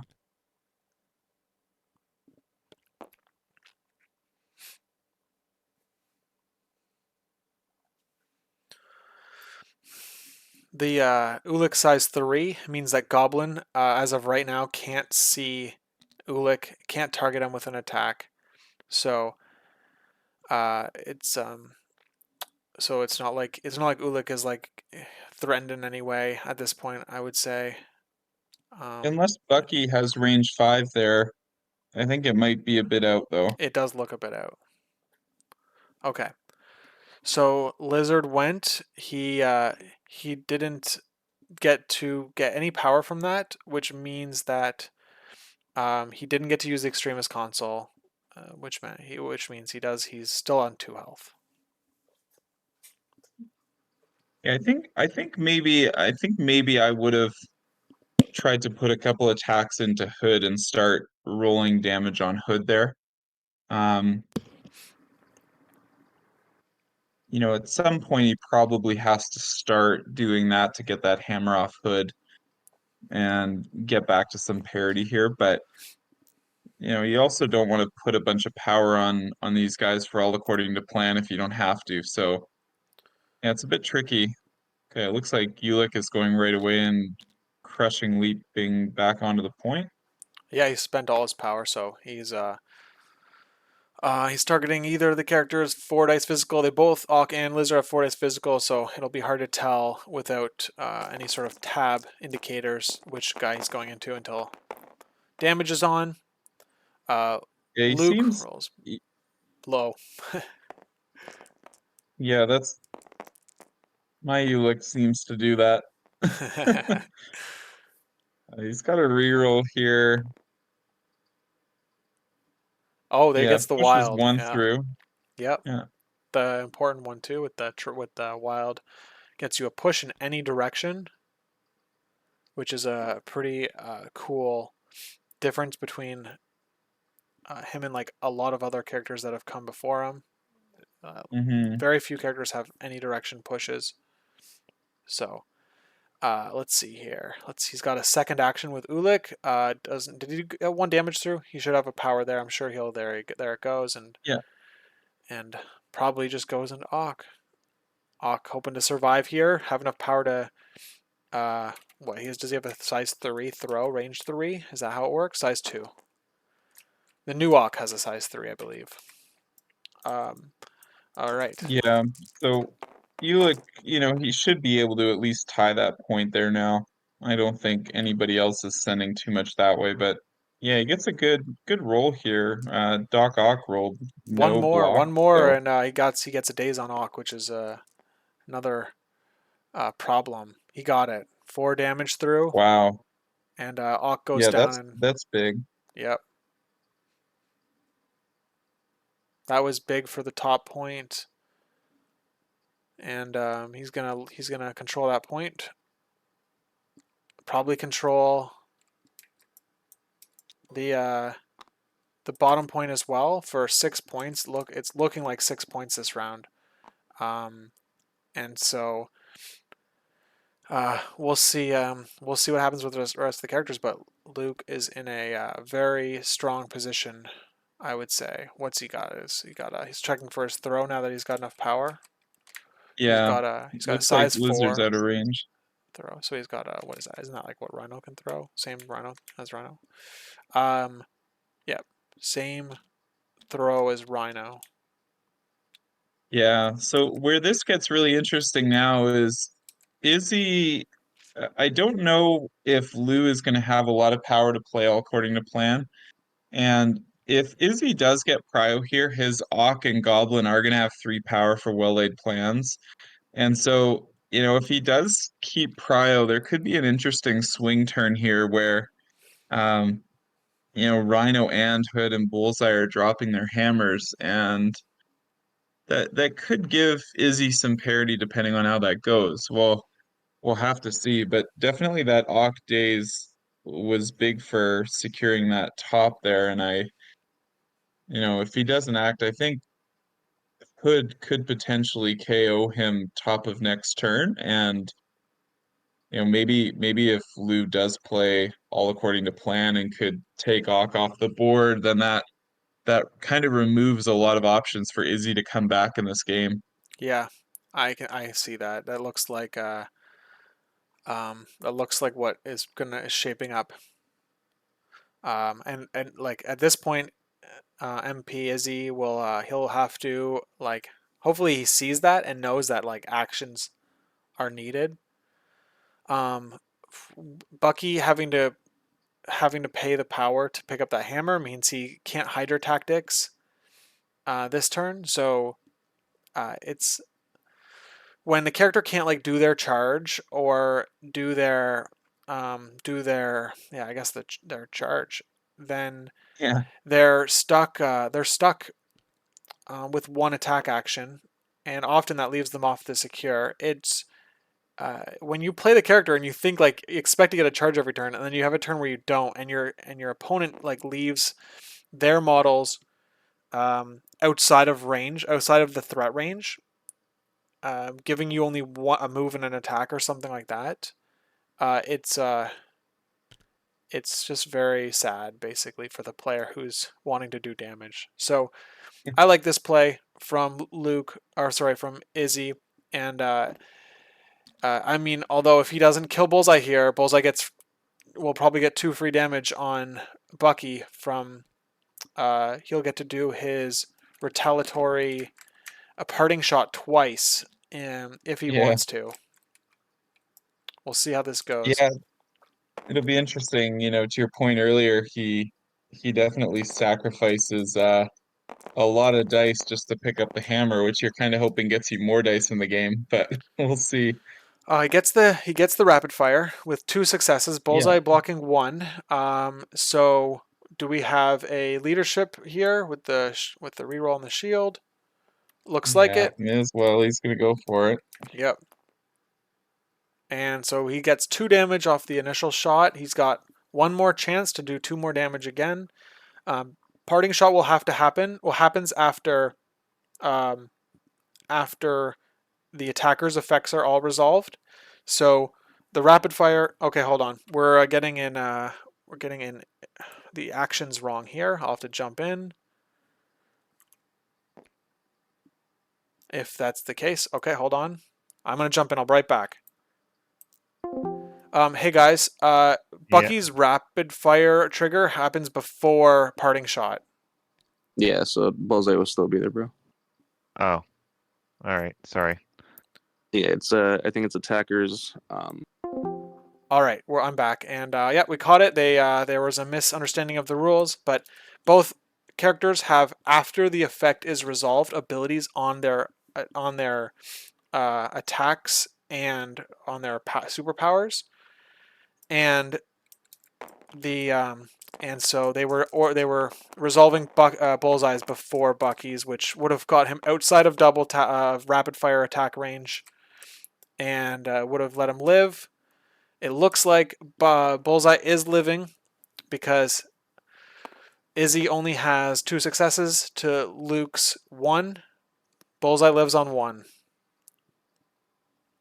Yeah, well, so he's gonna get a bleed here, but he probably just shakes the bleed, heals 1 off the console, moves to the back of it, and in the next round, Bucky's in the same position where he has to move and attack and wouldn't be in range to pick up the hammer. So Is yeah, it's there kind of a um tough. is there something cleaner you could do? Like you could put, I don't know. I'm trying to think of like how you could make this happen. You're outside of range 4. You should I would have parting shot it twice here. I would have then uh yeah, I would have parting shot it twice. Used a power to heal on the console, shake the bleed. Yeah. Yeah, I'm surprised no parting shot. I mean, Bucky at this point isn't going to be doing a whole lot extra with some of the incremental power, and you give yourself the option even to maybe rotate Ulick to that point at some point if you're, trying to go after Bucky's hammer as well. Yeah. Um, but who knows? He may also feel like the power on Bullseye to be able to do um, Bullseye spender with a hammer or something later in the game would be potentially useful as well. Yeah, I can see that. But I do like Well, I like being able to like put a character on 3 health left. It definitely leaves them in a higher, like way higher likelihood of being one hit, especially if Ulick is rotating. He can rotate, hit him once, get that 3 damage through, and then so Bullseye's gonna go here. Looks like he is paying 4. What's he doing? How is he rolling dice? Because it's a range 4, right? It's a range 4. Yes. I gotta jump in. I'll I be think right you back. just Hey guys, the attack from Bullseye is a range 4, so you'll have to take back that action. No, I paid 4 for Pincushion, which It's a range sorry, 4 I got attack, the yeah. So 4 you'll and have the to undo 5 that. mixed up. Yeah, it's all good. No worries. Uh. All right, yeah, that was a simple misread on the card. He reversed the range and the dice, but that's okay. oh, yeah. Happens. Yeah, we can't all be Winter Soldier throwing range 5 attacks across the entire board multiple times a turn. Yeah. Who does Bullseye think he is? Goodness. God. All right. So he's hitting. All right, what's he gonna do here? We spent Looks like 2. Looks like he is doing a parting shot. So Okay, so this they're gonna wind that back. yeah. He's letting him. He's like, oh, in that case, then this is what I would have done, and that's like a I think that's like that's a pretty fair way to look at it, especially if they both understood what, or they both were like on the same, I guess on the same page. I don't know how to say that, but Bullseye wanted to solidify being the best 2 threat. Yeah, I mean, I think I love Bullseye as a 2 threat of choice. That 2 damage, that threat of putting 2 damage on someone, basically no matter how big they are, other than like Thanos, right, is just very nice. I wouldn't put a hammer on him though because he's so fragile. Yeah. But yeah, like getting to like parting. See, this I think this is a little bit of inexperience here on Luke's part because I mean, unless that's my guess because I would have parting shot twice here. I mean, unless he's done some number math or something like that, it's like there's a lot of it's a little complicated understanding after the effect is resolved timing and all of that because it's like Inception. I mean, that's like the easiest way I can describe it. It's that like when you have rapid fire attacks, it's like an attack within an attack, and so all of Bucky's second attack from the rapid fire takes place inside 14A, which is the after the effects is resolved window. The entire attack takes place in there. And then at the end of that rapid fire attack has another 14A step.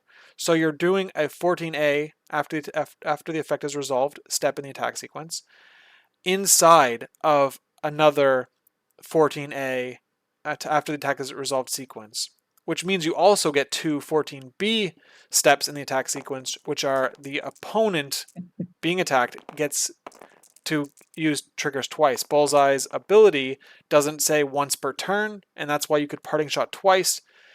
So yeah, that's it's a little complicated, and it confused my brain for a little while. But once I understood it as like an inception, is like how I thought about it.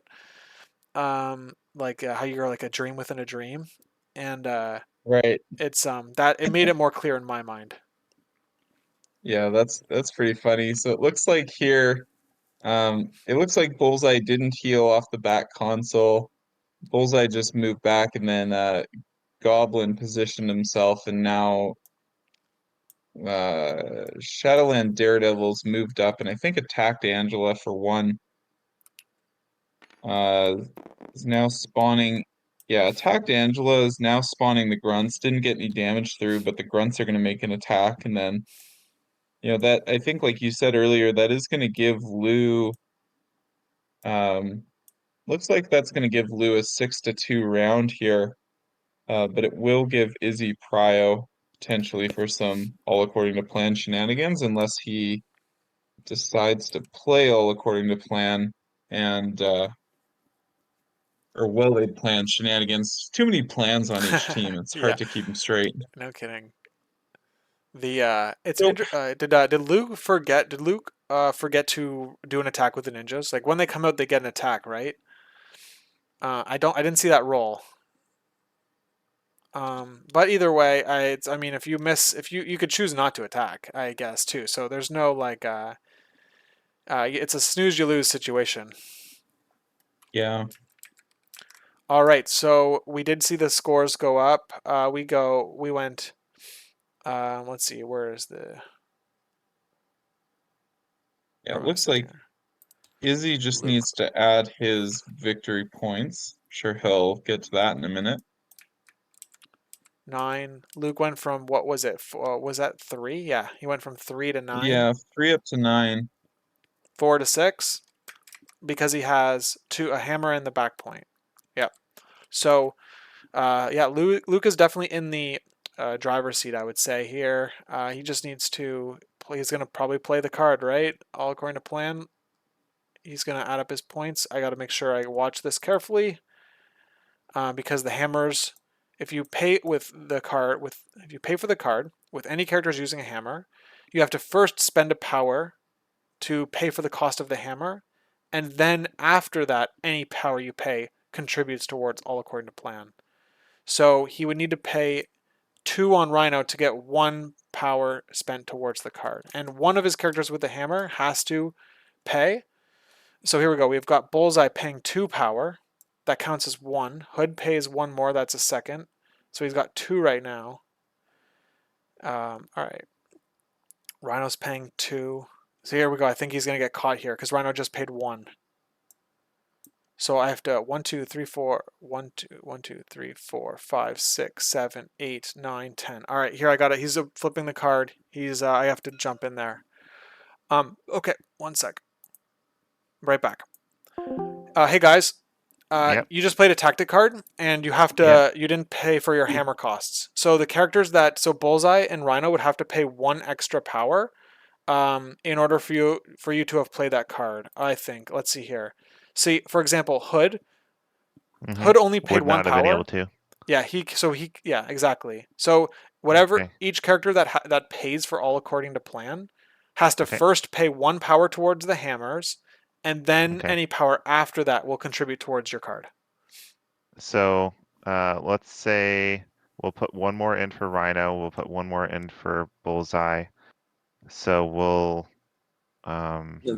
Ulik had 7, so and he has yeah. no hammer. Yeah. So we'll pay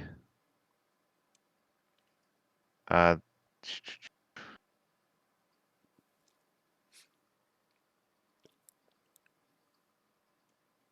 so I should have, I think I took back 2. I should only had to pay 2, so I'll pay 2 more on Rhino.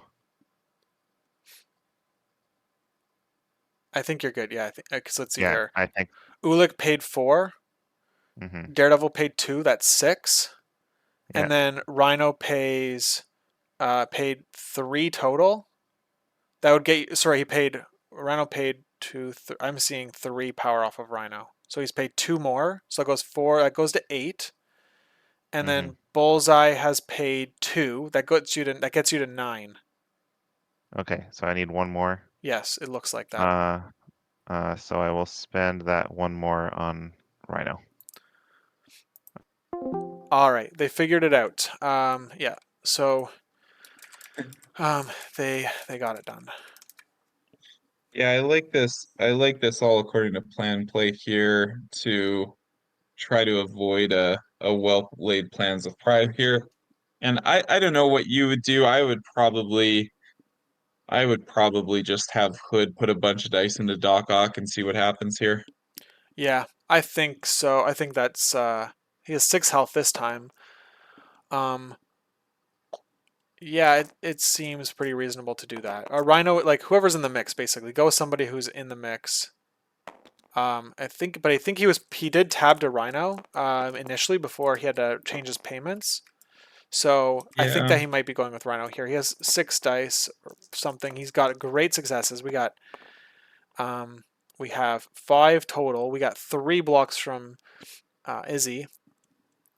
So what's that? It's looking like 2 damage through on somebody. Angela. Yeah, so it was Rhino into Angela. Yeah. I don't mind this. You lock down the bottom side and you can get some of the train out of there. Yeah, it looks But like he he's is, just yeah, he going just again is here. going. Yeah, I don't mind that at all. Angela is a great defense roll there, though. Oh, no. He's gonna roll that. Yeah, 3 successes. That's pretty good. Probably gonna get her here. Yeah, looks like it does get her. Ooh. That made me. I mean, that made me nervous, but it seemed pretty. I mean, it seemed like he had a decent chance of making this happen. Yeah, 2 6-dice attacks. I mean, He's got Izzy did recal. have He looks grace. like he's gonna play recal. He can't. Luke can't re-roll. Oh, but Luke can't re-roll his dice because.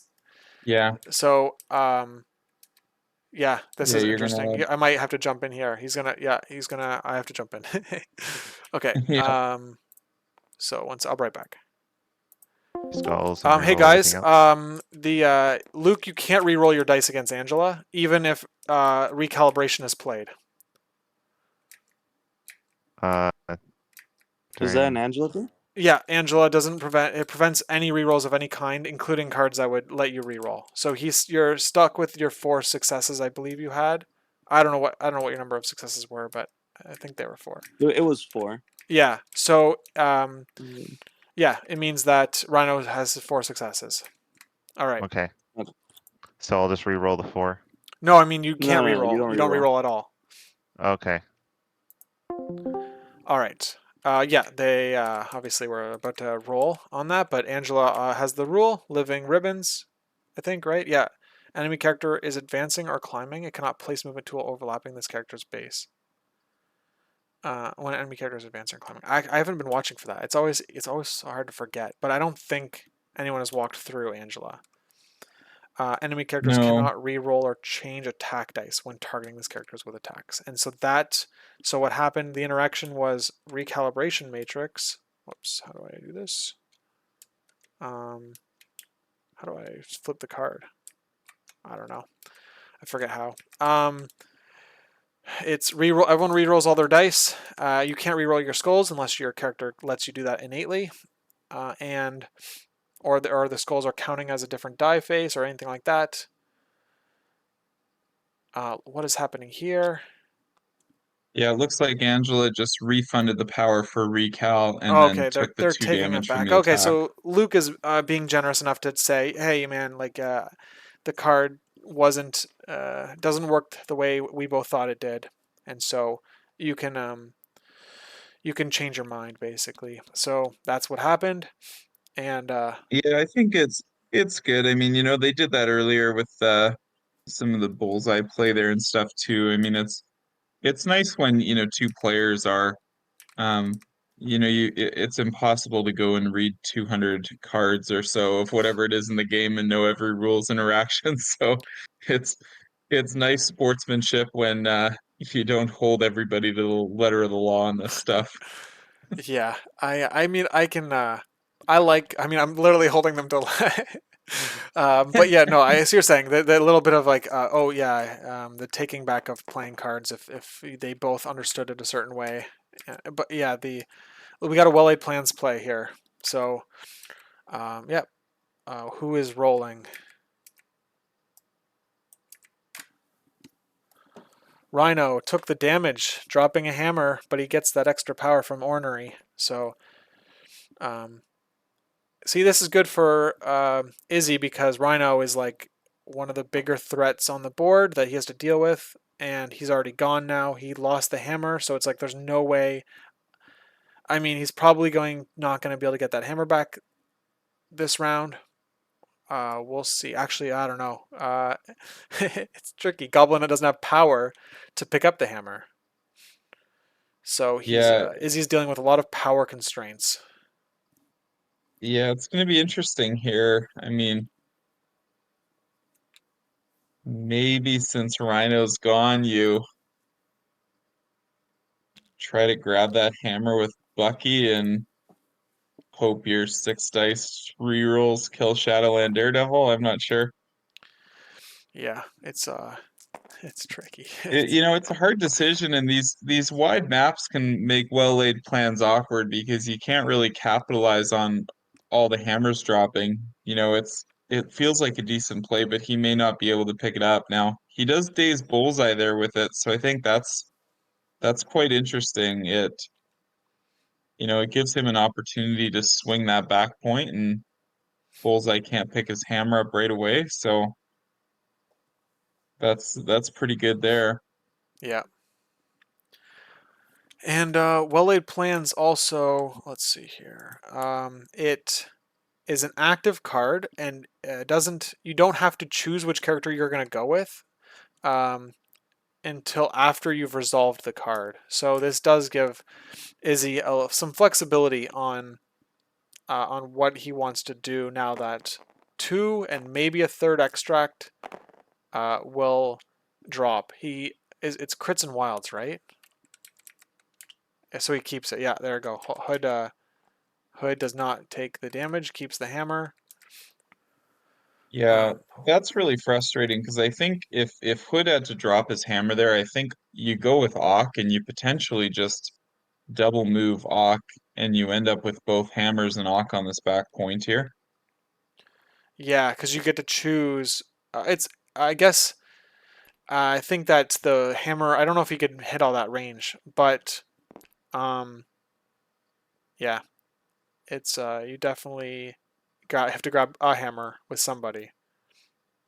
Yeah, so he's gonna go So this way with Goblin now, and this is the benefit of not having to declare an activation, because you know now he can make the decision to go with a different character here where the hammers have dropped. yeah, it looks like there's a Maybe he's little bit of a rethink here. yeah, might be going with Bucky instead. Goblin not having power, I think, is really what is causing him to reconsider. He's Yeah, it's the just kidding, I can't pick that up, so yeah, now Bucky exactly. probably goes and does it.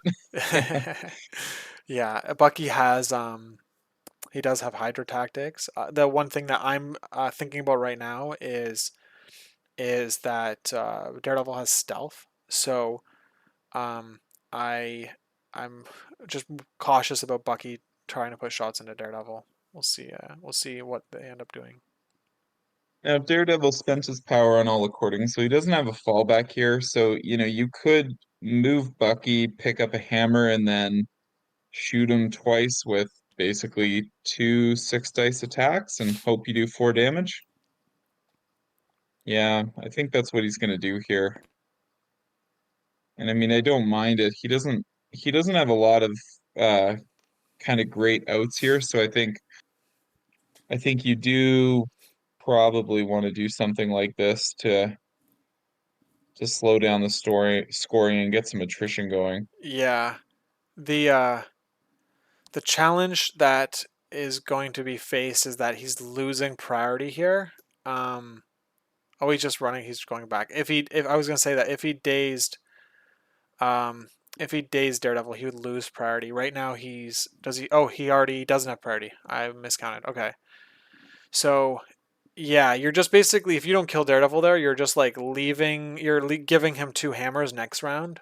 Um, Hmm. but Rhino is just so fast that, and Rhino's just fast, so he can get to Bucky no problem.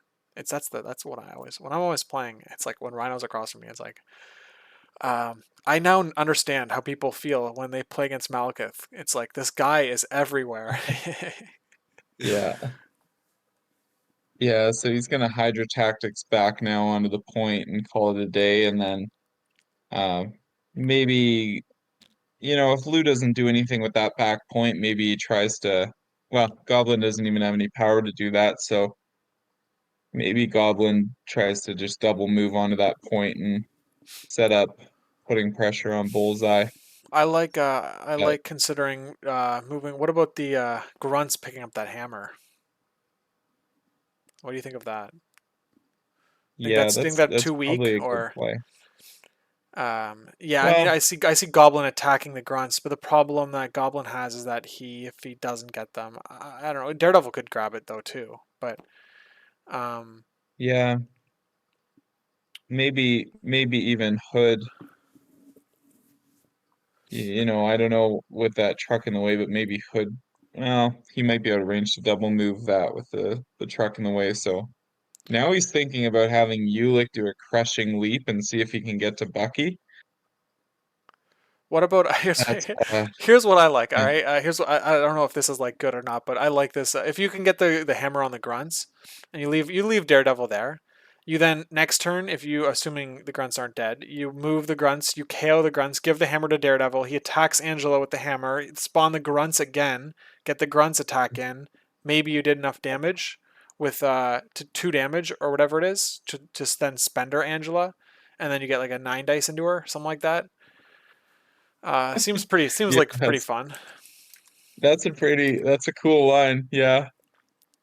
Yeah, I don't mind that.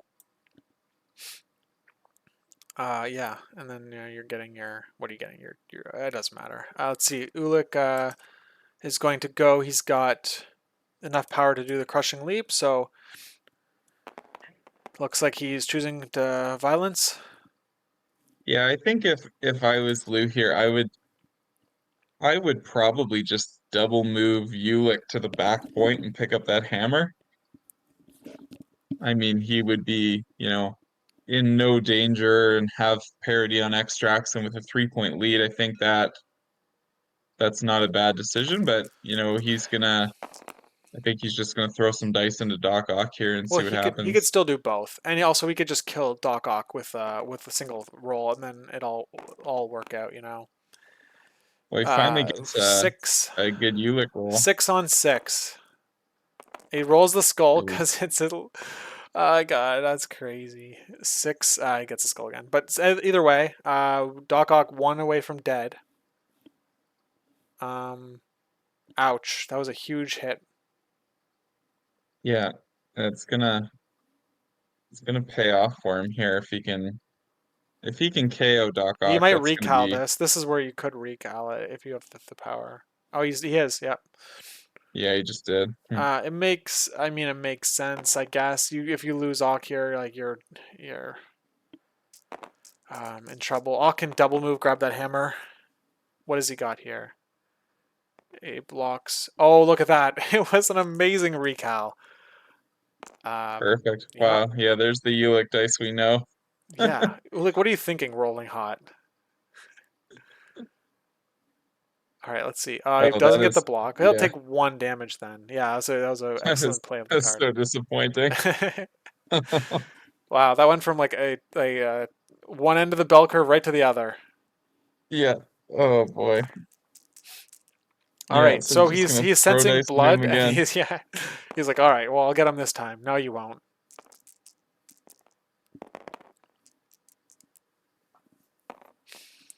Ooh, Izzy's defense dice just aren't really connecting, is what it No. feels like. But he Yeah, so he's gonna do survives. a couple here. Um,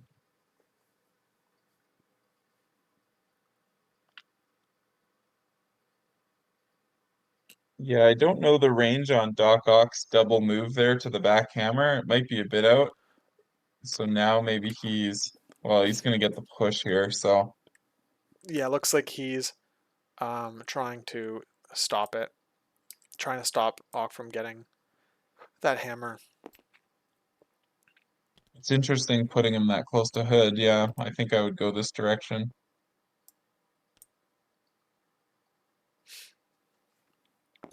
Yeah, I'm pretty confident Ock could have double moved and grabbed that back hammer if he didn't do that push there. Yeah, so that was a good play. I mean, I think it leaves Lou in a pretty good spot getting that push. Um, Now nobody can really threaten that back hammer. And yeah, like you said, probably just double move the grunts to go get that and have Shadowlands scoring the top point. Yeah, it all right, we got a brace for impact. He must have thrown that Malwart container. It's gone now. Yeah.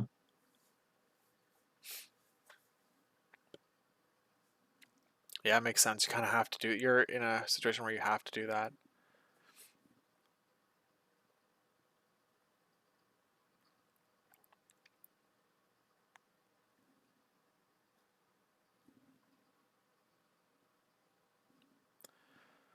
What do you think? Goblin, or do you have to? Ock is like in a bit of a pickle here. He's not doing anything on the point.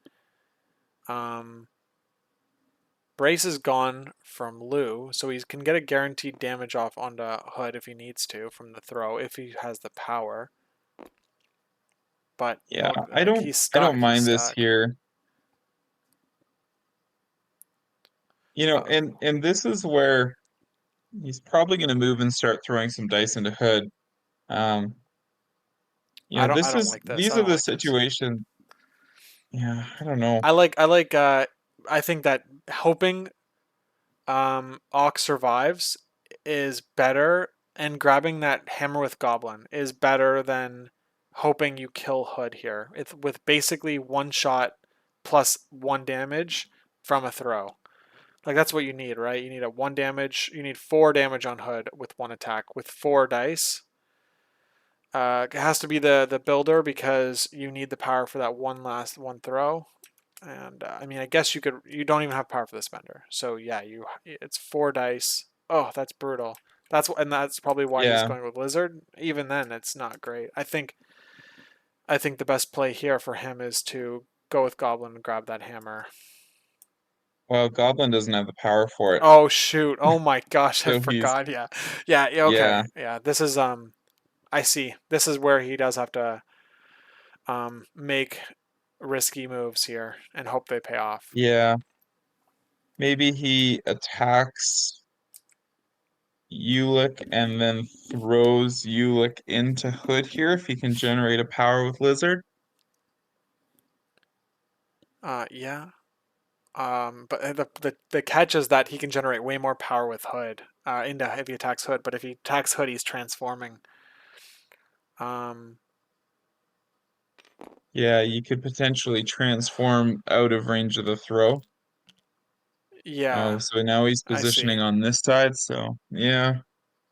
He's trying. So He's he just getting positions, an angle to get the push off on Ulick and get a throw. Seems like what he's or he's doing here. he might be trying to stay out of three for Right. Hood's attack. Yeah.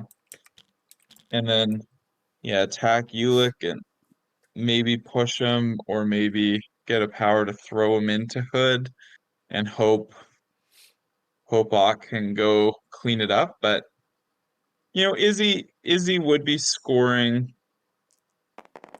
4, and I don't know, might be a bit too little too late, but I think yeah, he just has to start trying to get some attrition in and hope the dice do something fun.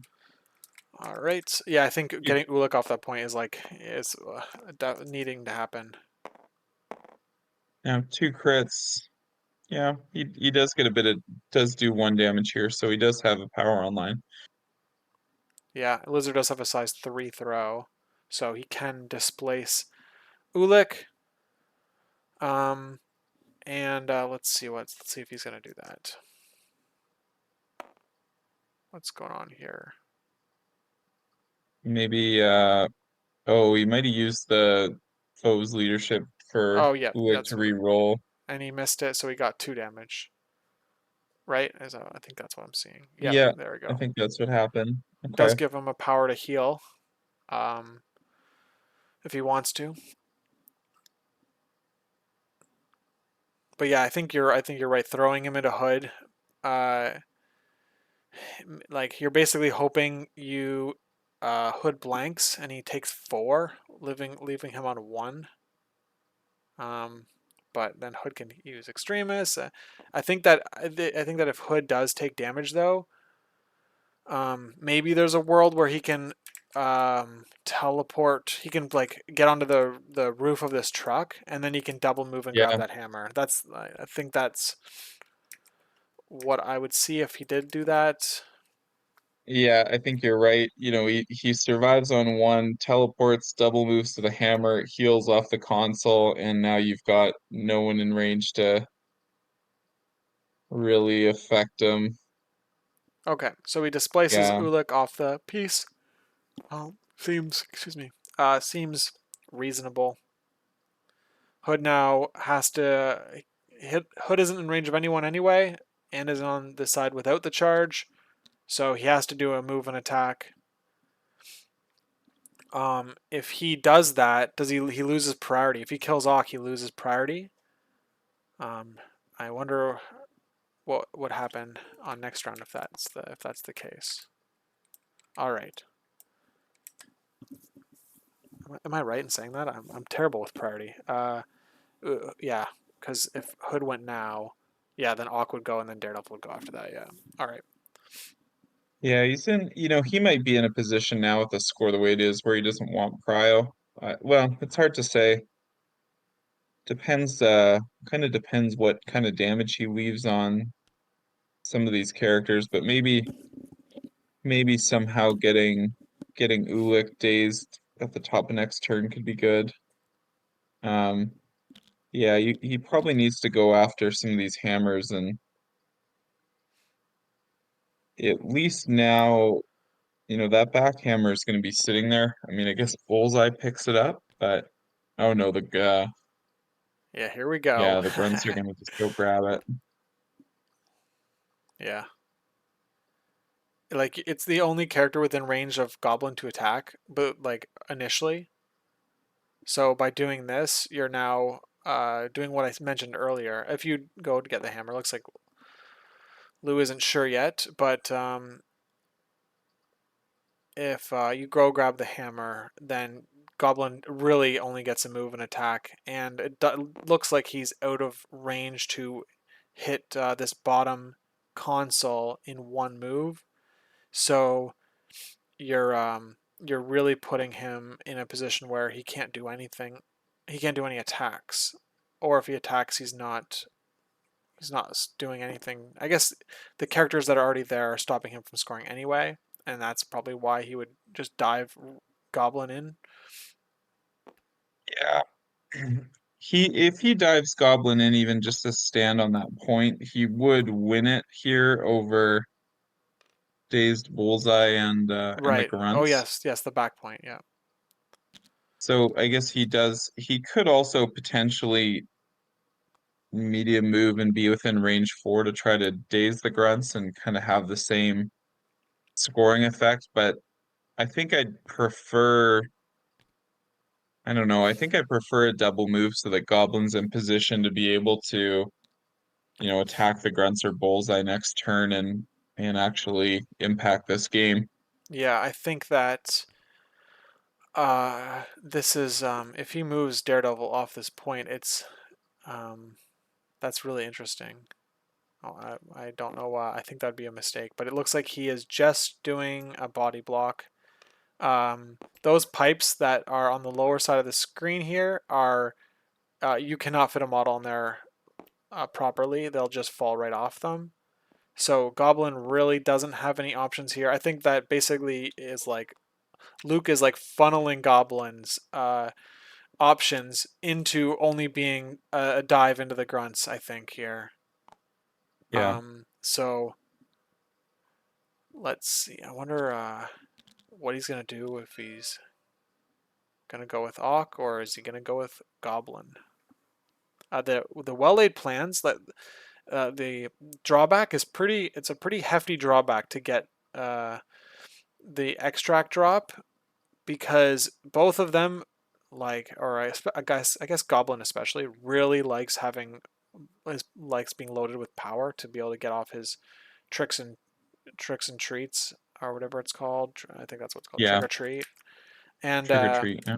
and but you have to pay 3 power. Like he had to pay all of his power. Um, it's I mean, it means that he doesn't get to use a kit, doesn't get to use hit and run, doesn't get to use trick or treat, and so it's risky. But looks like we've got Ock going. He's gonna try to make a big play here. If he can get everything he wants out of this, it'd be quite the swing, right? Because he'd get 3 hammers and dive Goblin in the back for 3 points, which would be another a swing back the exact opposite way, 6-2, and Hmm. it would put Izzy up 1 point up, but he needs to get lucky here with his dice. He's looking for Yeah. wilds. They count as 2. He's putting himself in a spot to win, I think. You can't play conservative at this point, just the way the positioning is. So Yeah, I agree. I don't mind just going for it. Play to your outs, as they say, and he's rolling 4 into 2. And that's Doesn't unfortunate. doesn't get the roll he Oh man, needs. that's such a bummer. Yeah, Wow. Well, yeah, that won't that's do it. it. He's stuck there. He could heal. I mean, he obviously you want to heal him probably, but yeah. So he's now just hoping Ock lives. Um, and that's really all you can hope for. It's a bummer roll. You're hoping you get like at least one wild there, so it's like it feels like something. So just to Yeah, not hit anything, it's just man, that's brutal. Okay, so he's just got Hood left. He probably is gonna want to slow down Izzy since Izzy is going to have more secures than him. If Hood doesn't get onto that secure, let's see. Hood's attacking into somebody. Looks like probably I'd imagine Doc Ock. yeah. He was out of 3 of lizard, so Right. he's gonna There's the yeah he's gonna crit go and the into off reroll. here, get a reroll. Yeah, Yeah, that's big. Taking 2 on Ock, leaving him on 2. And yeah. So Luke he's gonna gets have the a rapid rapid fire. fire. Yep. And so we go. Still part of the first action. Yeah, if he KOs him in one action, then he does have the option to just move on to Lizard's point Oh, potentially, that was or big. He got him. yeah, Um, yeah, unless Izzy can block. He might have him actually. Take that back. It might not happen. yeah, he needs both of these here. And he's one of them. He needs one of them because he's at. Oh shit! No, you're right. He needs both. Wow.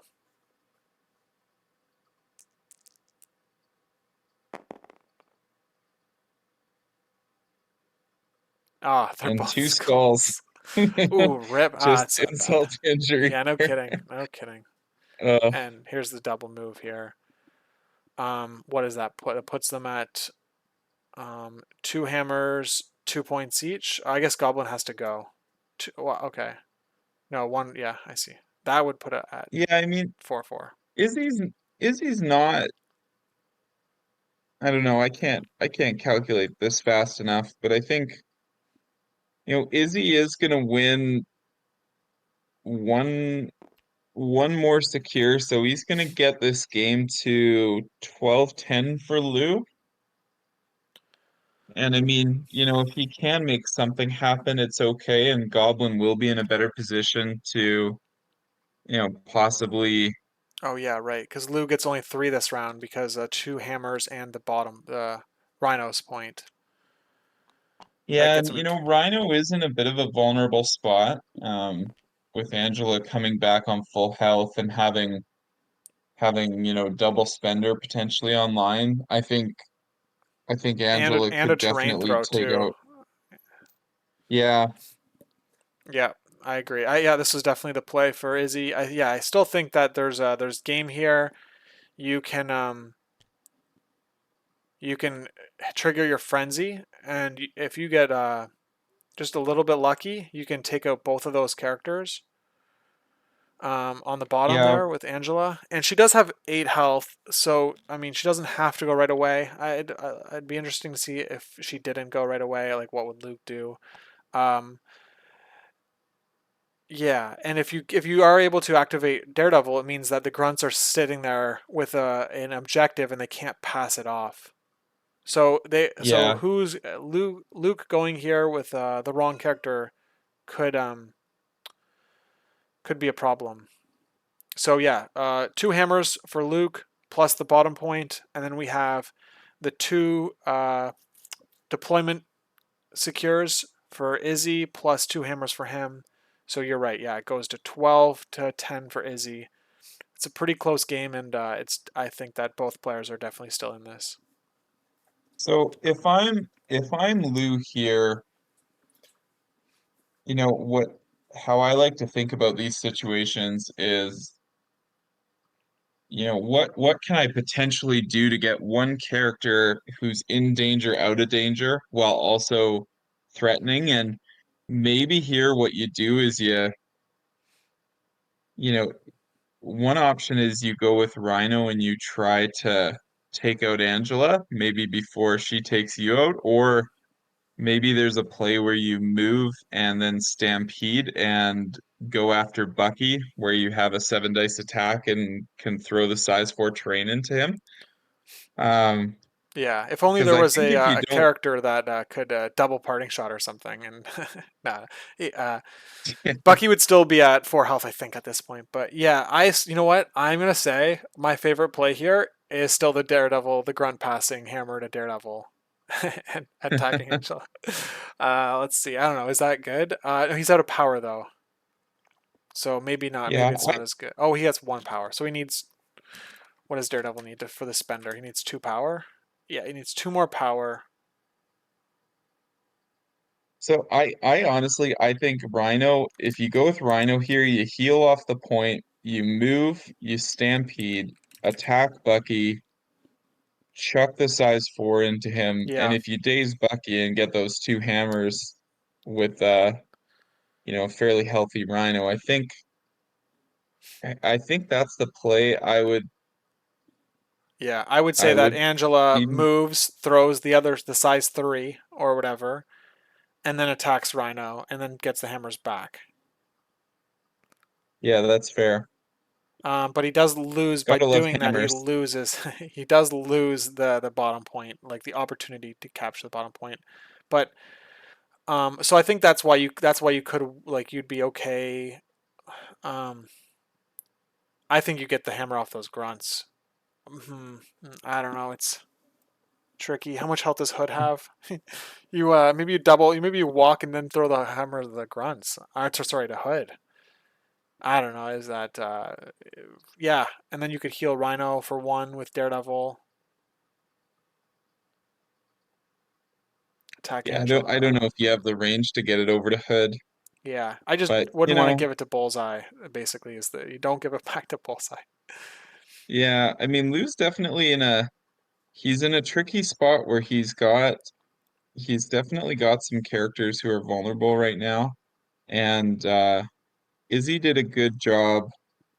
I think moving Goblin to that point really threatens Bullseye with the KO, and also um, the grunts are not sitting in a great spot I here. think you use the grunts, pass it to Ulik, and at the end of the game, Ulik double walks to the bottom and supersedes Angela's grab or placement Mm. because she's injured. Maybe it's Daredevil can go towards. I don't Uh, know. Okay. Anyway, who's attacking? so I think Lou might be going into Lizard here with Hood. It was 5 into 4. Uh, Um, let's see I here. think yeah, I think he might be trying to go up top there.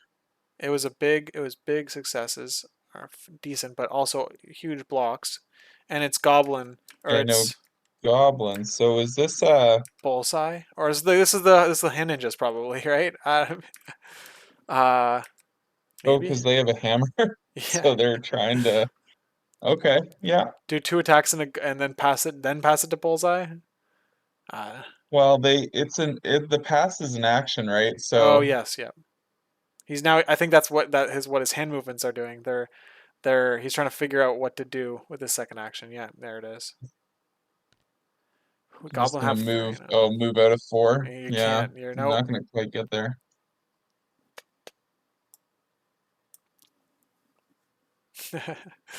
Yeah, There's I no think escape. Yeah, yeah, no, I think unfortunately for Lou here, he might see Shadowland and Rhino get taken out by Angela right now. yeah. All right, so let's see what we But got. 2 successes plus crit reroll and Goblin. Yep, tanks it.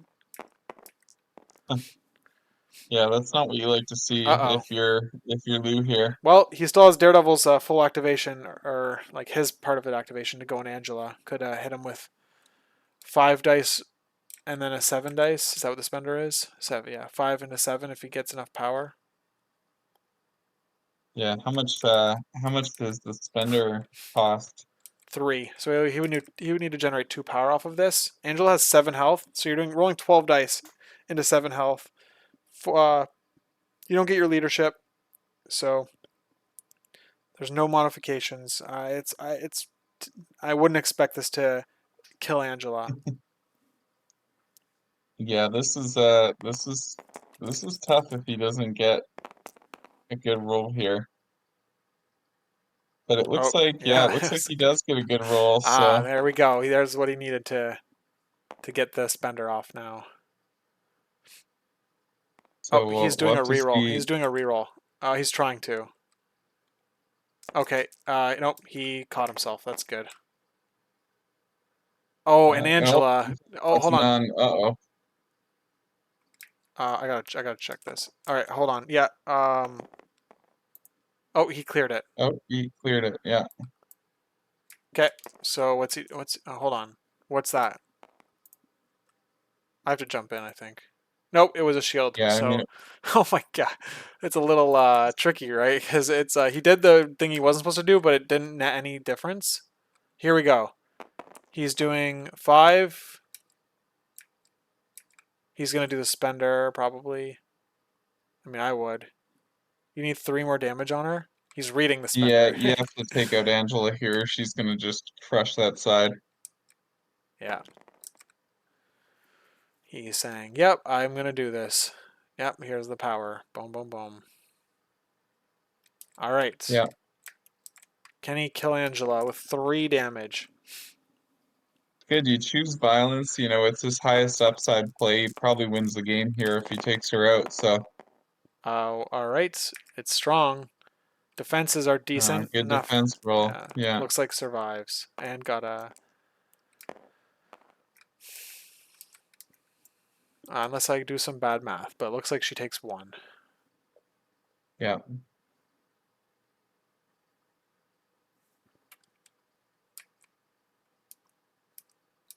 Yep. He gets a wild, so he gets to place within 2, I believe. After the attack is resolved, place his character within 2. But it looks like he's opting to not to use that ability. Angela obviously is going to go now with 2 health remaining and the ability to significantly impact the game. Yeah, Rhino could the kill her. order of this is interesting. I would definitely want to be spendering Rhino. It would just depend, you know, what you don't want to do is put an attack into Daredevil that doesn't get him, and then he falls back. Although him falling back off the point is probably as good as dazing him at this point. So, um, I think he's let's yeah, see. I think maybe you Eyeing up spender terrain into. and yeah. I would probably start with a spender into Rhino here and see where it gets you, Yeah, I agree. and yeah, then you can kind of make a decision. I think preferably you want the terrain going into Shadowland here because you know he's counting blanks on defense, but you know the terrain is going to be your probably the most bang for your buck on getting damage into him. Um, but you really don't want to leave Rhino alive by accident, and Yeah, I agree. I so think that another thing I'm thinking about is how do I most likely get the frenzy? And that does start with the terrain throw on either character. You do need to get the frenzy. You do need to kill them with an attack. Um, but I don't know. I just don't believe Angela would be able to hit 6 dice. Um, would be able to kill Daredevil with 6 dice with 4 health left. Yeah, but yeah. I like the Heaven's Wrath into Rhino because you get to roll 8 dice.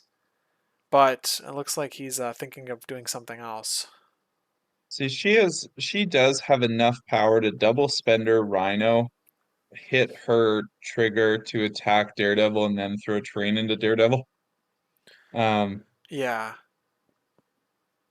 I don't.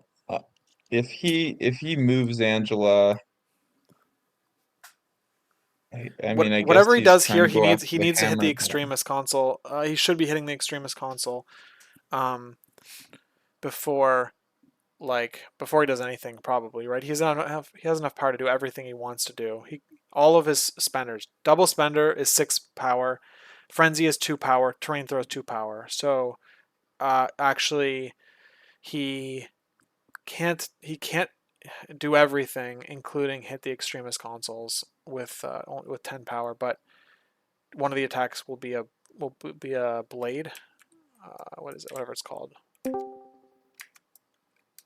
Hey, what's going on? If I were to move along with Angela Yes. and raise the grunts, Angelic Assassin wouldn't count for them because they're grunts and not a character, or would it No, count? you can trigger Angelic Assassin off of the grunts if you kill them. It's important to note that you have to pay the power of the Angelic Assassin before you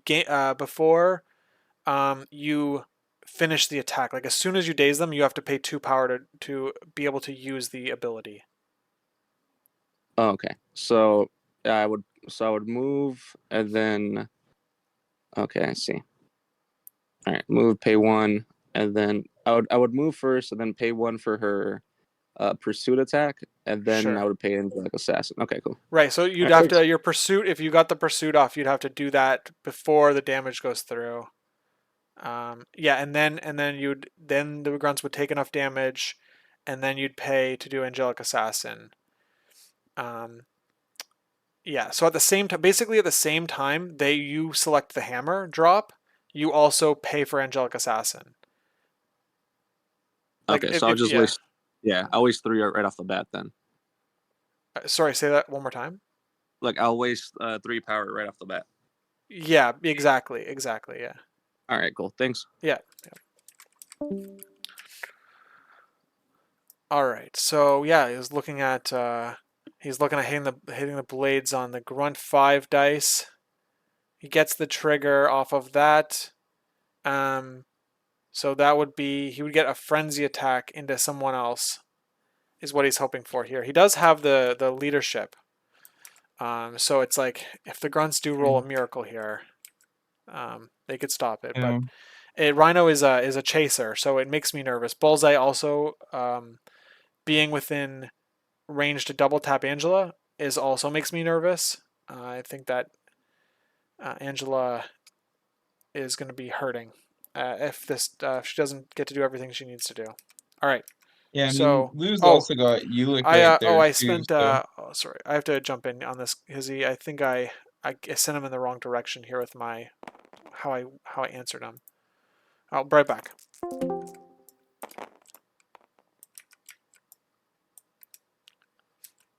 I got 2 hits. Izzy, Yeah. you don't have to pay the 2 power until you've actually dazed the hand ninjas. So you get your 2 power back. I guess I see. Never Yeah. mind. Yeah, that's why I You had just it. did right now. My bad. Yeah, Luke told me. All right. So we rolled 2 successes into the grunts. They're rolling 1 die here, and so if they succeed on this roll, they get hit by the foe leadership. They do not, so they're gonna die. Then here we go. He's gonna drop the hammer. He's gonna get the advance. So he's getting everything he wanted out of this plan. I think that I'd be nervous about the payback that Angela is going to experience. yeah. I mean, Lou's also got Ulick there to probably take out Bucky next here. Yeah, I mean, Ulick has a crushing leap and then a spender online too, or he can throw that size 4. So I think, yeah, I don't know. He definitely, I think he may have just had too much he had to deal with, but I think I would have still leaned towards um trying to take out Rhino and Shadowland here and just hope Goblin survives whatever bullseye or Ulick throws at him and kind of go from there. But yeah. So I'm worried here. He has not done the frenzy yet. He has to do the frenzy before he picks up that hammer. So I'm just doing a quick. So he did the advance. This is the timing. There's so much timing in this sequence. But yes, he did the advance to before damage is dealt to the grunts. He advanced towards them. He then played 2 for the frenzy, which gets him a short move, and then an attack. He's doing the attack into Bullseye right now, and then after that he'll pick up the hammer. So he's doing. It'll be a 6 dice Zephos sword, the sword of the stars, into Bullseye. He's really hoping to get the kill here. If he doesn't, Bullseye could rapid fire into Angela, and I don't know. I'd be worried about Angela's health. All right. Yeah, I guess he's got basically he's got a 6 dice attack and throwing the size 2 into Bullseye to try to make it happen there. Oh yeah, that's right. Oh, he got 4, but if Bullseye blanks, and he doesn't. All right, he'll probably foe one of those. Yeah, that's right. May as well. Yeah, so he's gonna make him re-roll the success. Yep. I don't know if Bullseye can parting shot out of range of the throw here, I think that but he, Angela gets a place range 2 off of him, right? So she could really buddy up to him if yeah, you're worried about that. But I think you're fine. It's yeah. I haven't yeah, you're experienced right. that. She could just go base to base where she's still touching the point in the hammer. I think that it's easy to like miss, like, right. I mean, it could easily have some. I feel like this is something that could easily be forgotten about by someone, like just by Izzy, and then it's like all of a sudden he parting shots and he is at a range, and it's like, oh, bummer. But I think that Yeah, I think they're in range. We'll see what happens. Um, oh, he must have parting shotted because Angela has 1 health left. He stays there on the yeah, point though. You might as well, I guess. All right, so they're doing the timing a little bit in the wrong order. I think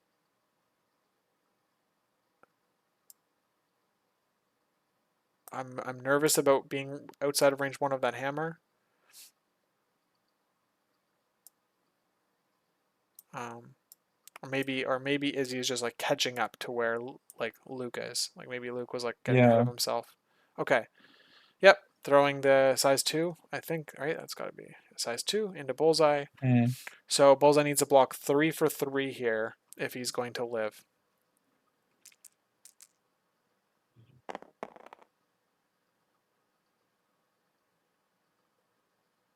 And that's a dead Bullseye.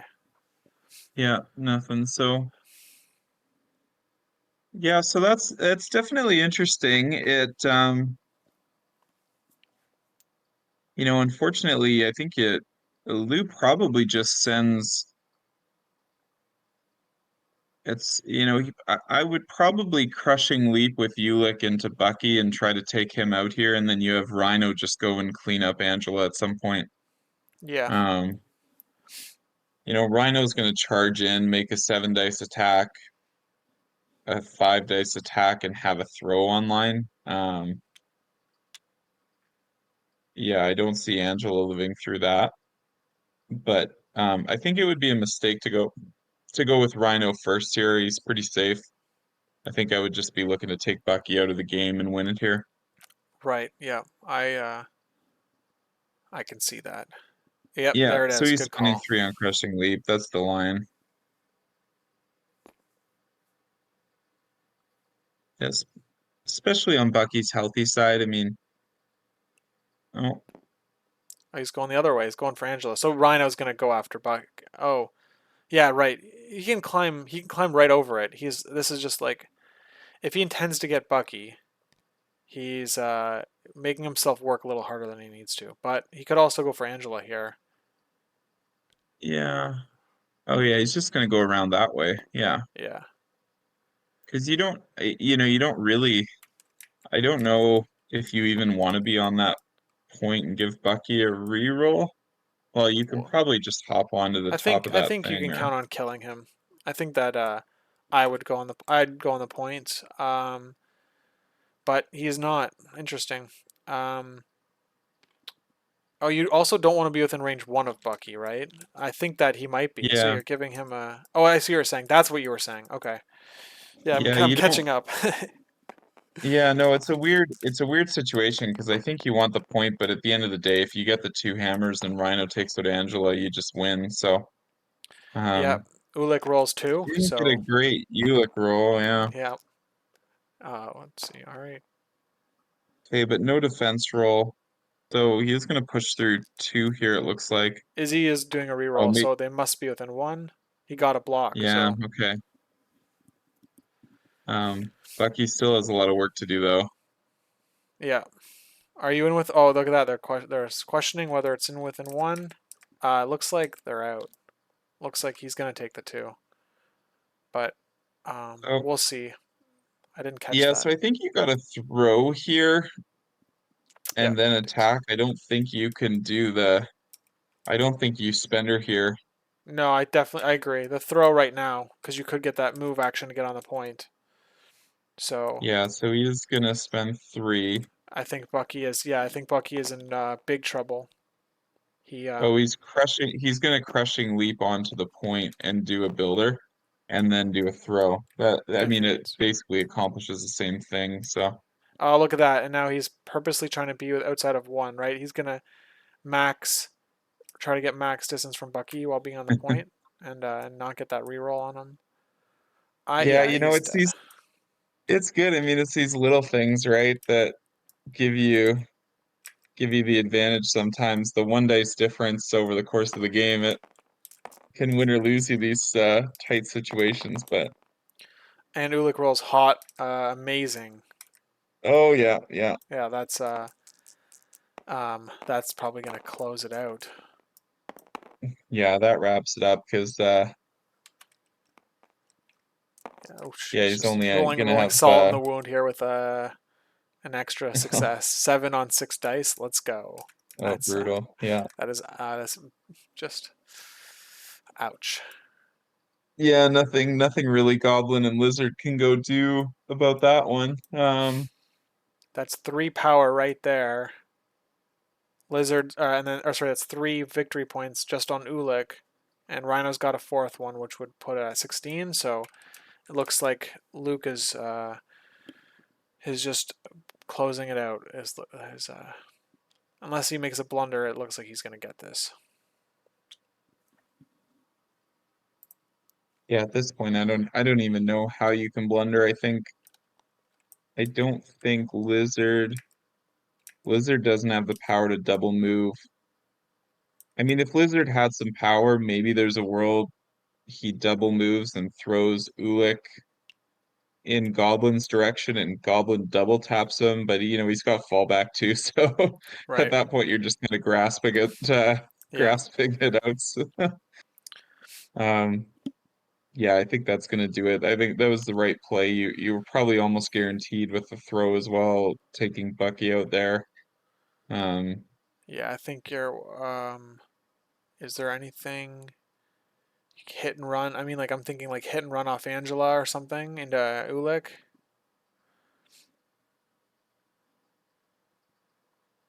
I don't know. yeah. Um Got to kill Hood. I mean You've got to kill Hood with Lizard, and you got to kill Ulik basically.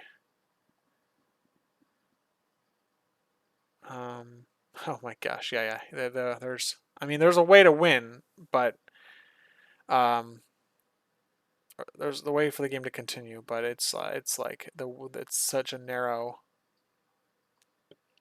He's got to roll like his life depends on it, I guess.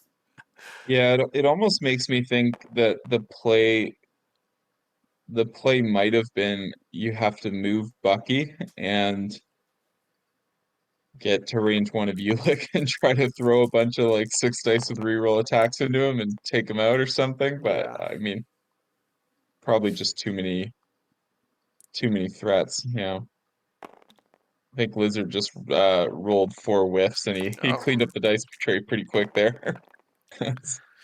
Yeah, and there's another one that just doesn't work out. It doesn't matter. Lou probably wants him to flip, Hood to flip over. I don't know, Yeah, maybe. so he's Rapid gonna fires are foes good. this and he will put 2 through on Hood.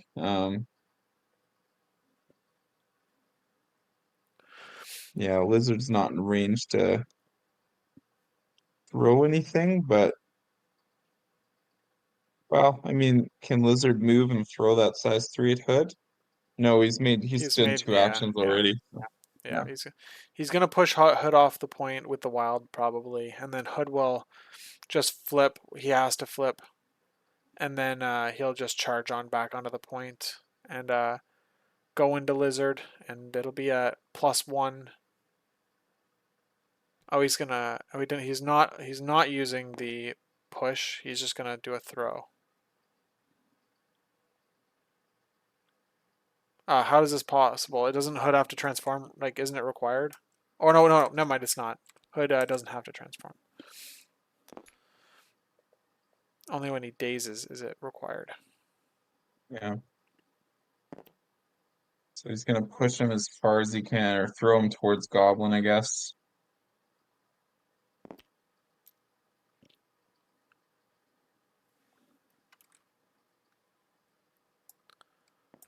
Oh, a little bit of a takesy backsies here. Oh yeah, he wants to do a damage He into wants the to truck plink here. him. He wants to plink him.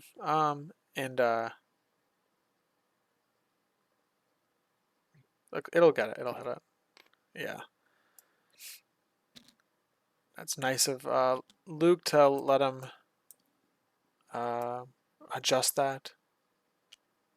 If the game was closer, I don't know if I'd be willing to make a let that go. But yeah, I mean, I think that ultimately it doesn't affect anything. He needed Rhino to get Hood.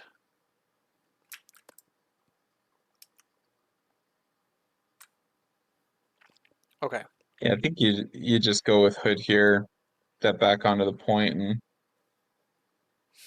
Yeah, he just has Goblin left. Got Hood and Rhino.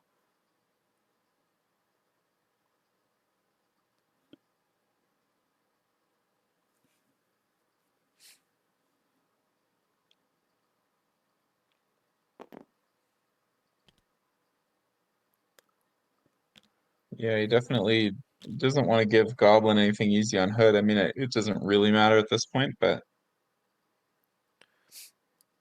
yeah, I find it's, especially when if you're a bit newer at the game, it's good to play these things out as if the game was a lot closer because you do want to get practice on maximizing the points you get every round because sometimes it really does matter. Yeah. All right. So Yeah, he's Hood did gonna a move move. Hood back on. Is he gonna? Is he? Looks like he's doing a spender. Oh, he's gonna heal. He's gonna hold on. He just spent 6 power or something. Well, how much did he spend? What is going He on? just spent 3 power and he healed 3 damage, I think. How did he do that? Uh, He can't do that. Okay, there we go. They fixed it. He tried to interact 3 times or something. oh no, he tried to use Black Arts on himself, Okay, yeah, yeah. Oh, I see. but it's another Choose allied another character. allied. Yeah, Yeah, yeah, yeah. I like the intent. Gotta go for it. All right, he's got a rapid fire here, and we're dealing with at least one through.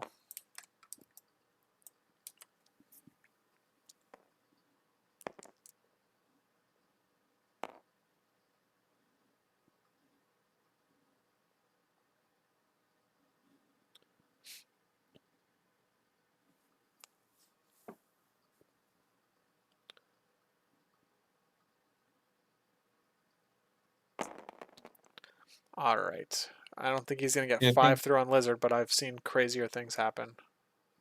well, he's trying to spend her. I thought What? How did he get he 3 moved. power? How did he just get 3 power there? He undid his I think decision. yeah, Okay. you know what he did? He spent 3 thinking he was going to spend her, and then probably forgot that he already took a move Yeah. in the attack. So I think he might just be doing the rapid fire here. That seems like, yeah, I agree. That seems like what happened. Ooh, Lizard blanking. Taking a few more, but ultimately it's going to end on Hood, and we got Goblin to go. Let's see what Goblin can do with 2 power and a dream. It's amazing on Extremis how much damage you can do to a lizard and never have him daze. Right. Yeah. Yeah. You just give him loads of power to throw and heal and do nothing. So yeah, Goblin's gonna move and shoot Hood here, I guess. And then probably leaves Rhino to go after Angela Yeah. or just stand on the point. Because that's yeah, it doesn't. Yeah, that's right. It's game's over. At this point, the game is over, right? Well, could he have killed Rhino? He could have killed Rhino. I think was his out, right? Killing Rhino and getting on the objective that Daredevil was on at the same time, because that would have meant he would have scored only the Ulik point, and that would have been 3 for Lou, putting him at 15. And it would have been 1, 2, 3, 4 or whatever. It would have been no. I'm miscounting. He has 3 hammers. So yeah, it's game. It's like no matter what happens. Yeah, I think probably the only out here was actually a move and hit and run against Ulik, and you Angela have to or something. Hmm. they somehow have to KO Ulik. Well, and then yeah, Rhino Okay, so still then you goes. just So roll like that, and it doesn't matter at all. yeah, Take. Oh, hold on. He does get Hood. um. So, but that's it. Looks like he didn't hit and run because he still has the 2 power. Hold on. Who did he attack? I'm so confused. He must have would have paid. had He to. paid for blanks. That's why he has 1 extra blank here. So Oh, I he paid see. for the cloak, and that's why he lives on 1. Rhino's gonna Okay, so go. lose. Yeah, no mercy here. He's going for it. Yeah. So he stampedes and then yeah, he's gonna go into Angela pretty hard here.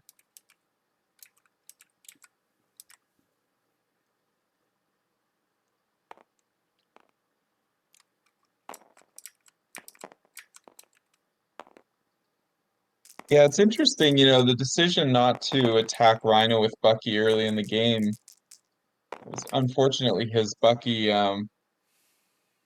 just didn't really ever get into the action, and I think this team was probably relying on Bucky doing a lot of attrition with a hammer because Lizard knock front lining like that wasn't really going to do it, and Angela just kind of got ganged up on. So Yeah.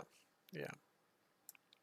yeah, it's interesting seeing how it plays out, but I think they both played a pretty solid game, and you kind of play to your outs, but these very wide maps with a lot of one-on-ones and something as swingy as hammers. I mean, it's just every roll of the dice feels like it changes the board state. So it's sure a lot to keep up with. Yeah. Exactly.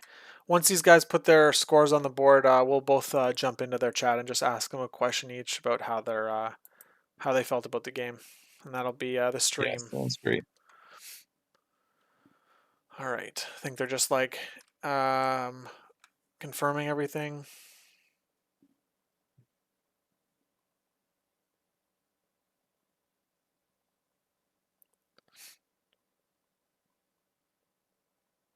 Here we go. All right. I'm gonna jump over. You can just come over too.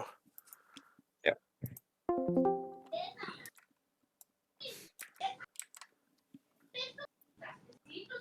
All right, GG, buddy. Yeah, it's GG. Dice be dice, but it was a fun game though. Back and Yeah, forth. It's nice. it was. Yeah, it was a pleasure. All right. Thanks for letting me stream the game, guys. Yep. Sorry if it went a little long. We had a little bit of lag on both sides, but we had a Yeah. lot of fun, and Yeah. hopefully it was fun to watch. Izzy, what'd you think of the game? I mean, me personally, Goblin whiffed on my. So this is the list I didn't take to LVO. This is the list I just switched Jug for Angela. So Doc Ock didn't do anything this game except have at least 3 power for Warlade's plans, and my dice didn't show up to this game. Yeah. But it was I tried to best maneuver and just score points like that. But yeah, it was a fun game though. Real fun. And Luca, what did you think? What about your plays? I'm questioning my first move, but I think getting the Sinister's traps out of the way and then taking the damage for the advanced R&D was worth it. Right. Overall, if I didn't take damage, great. But if I did, advanced R&D was probably the way to go there. And the last activation where I activated Daredevil first, I'm not sure if that was the right play. Yeah, we were thinking about a play where you moved the grunts past the hammer to Daredevil, attacked into Angela, got the grunts back, and then attacked into Spender. It would have been a fun little thing, but yeah, I think you guys played pretty well, and there was a couple of like things that we thought different. We thought you should do things differently, but overall, I think you guys made pretty good decisions for the most part. I'm sure there's a couple of early decisions that were made that like had ripple effects throughout the game. But thanks for letting Curtis and I commentate over the game. I appreciate it. Absolutely. Yeah, Oh, yeah. double D shapes is a bit tricky to get around the board, but once we were kind of up in power, I think like for Ulik and stuff it was pretty easy, but yeah, you're not really going very far in a D shape with true. just moving character where you're only like the only way to move is your actions. So yeah, it was a good time. Thanks for streaming. I appreciate it. Yeah, and this is the second time I played Lou, and we're best friends, so we're It's so true. It's we're true. used to this by now. So it's pretty fun. Okay, well, guys, I'm gonna end the stream. Thanks for the game night, and good luck in the rest of the league. Yeah, All you right, too. thanks, bud. Take All care. right, see Thanks a ya. lot, guys.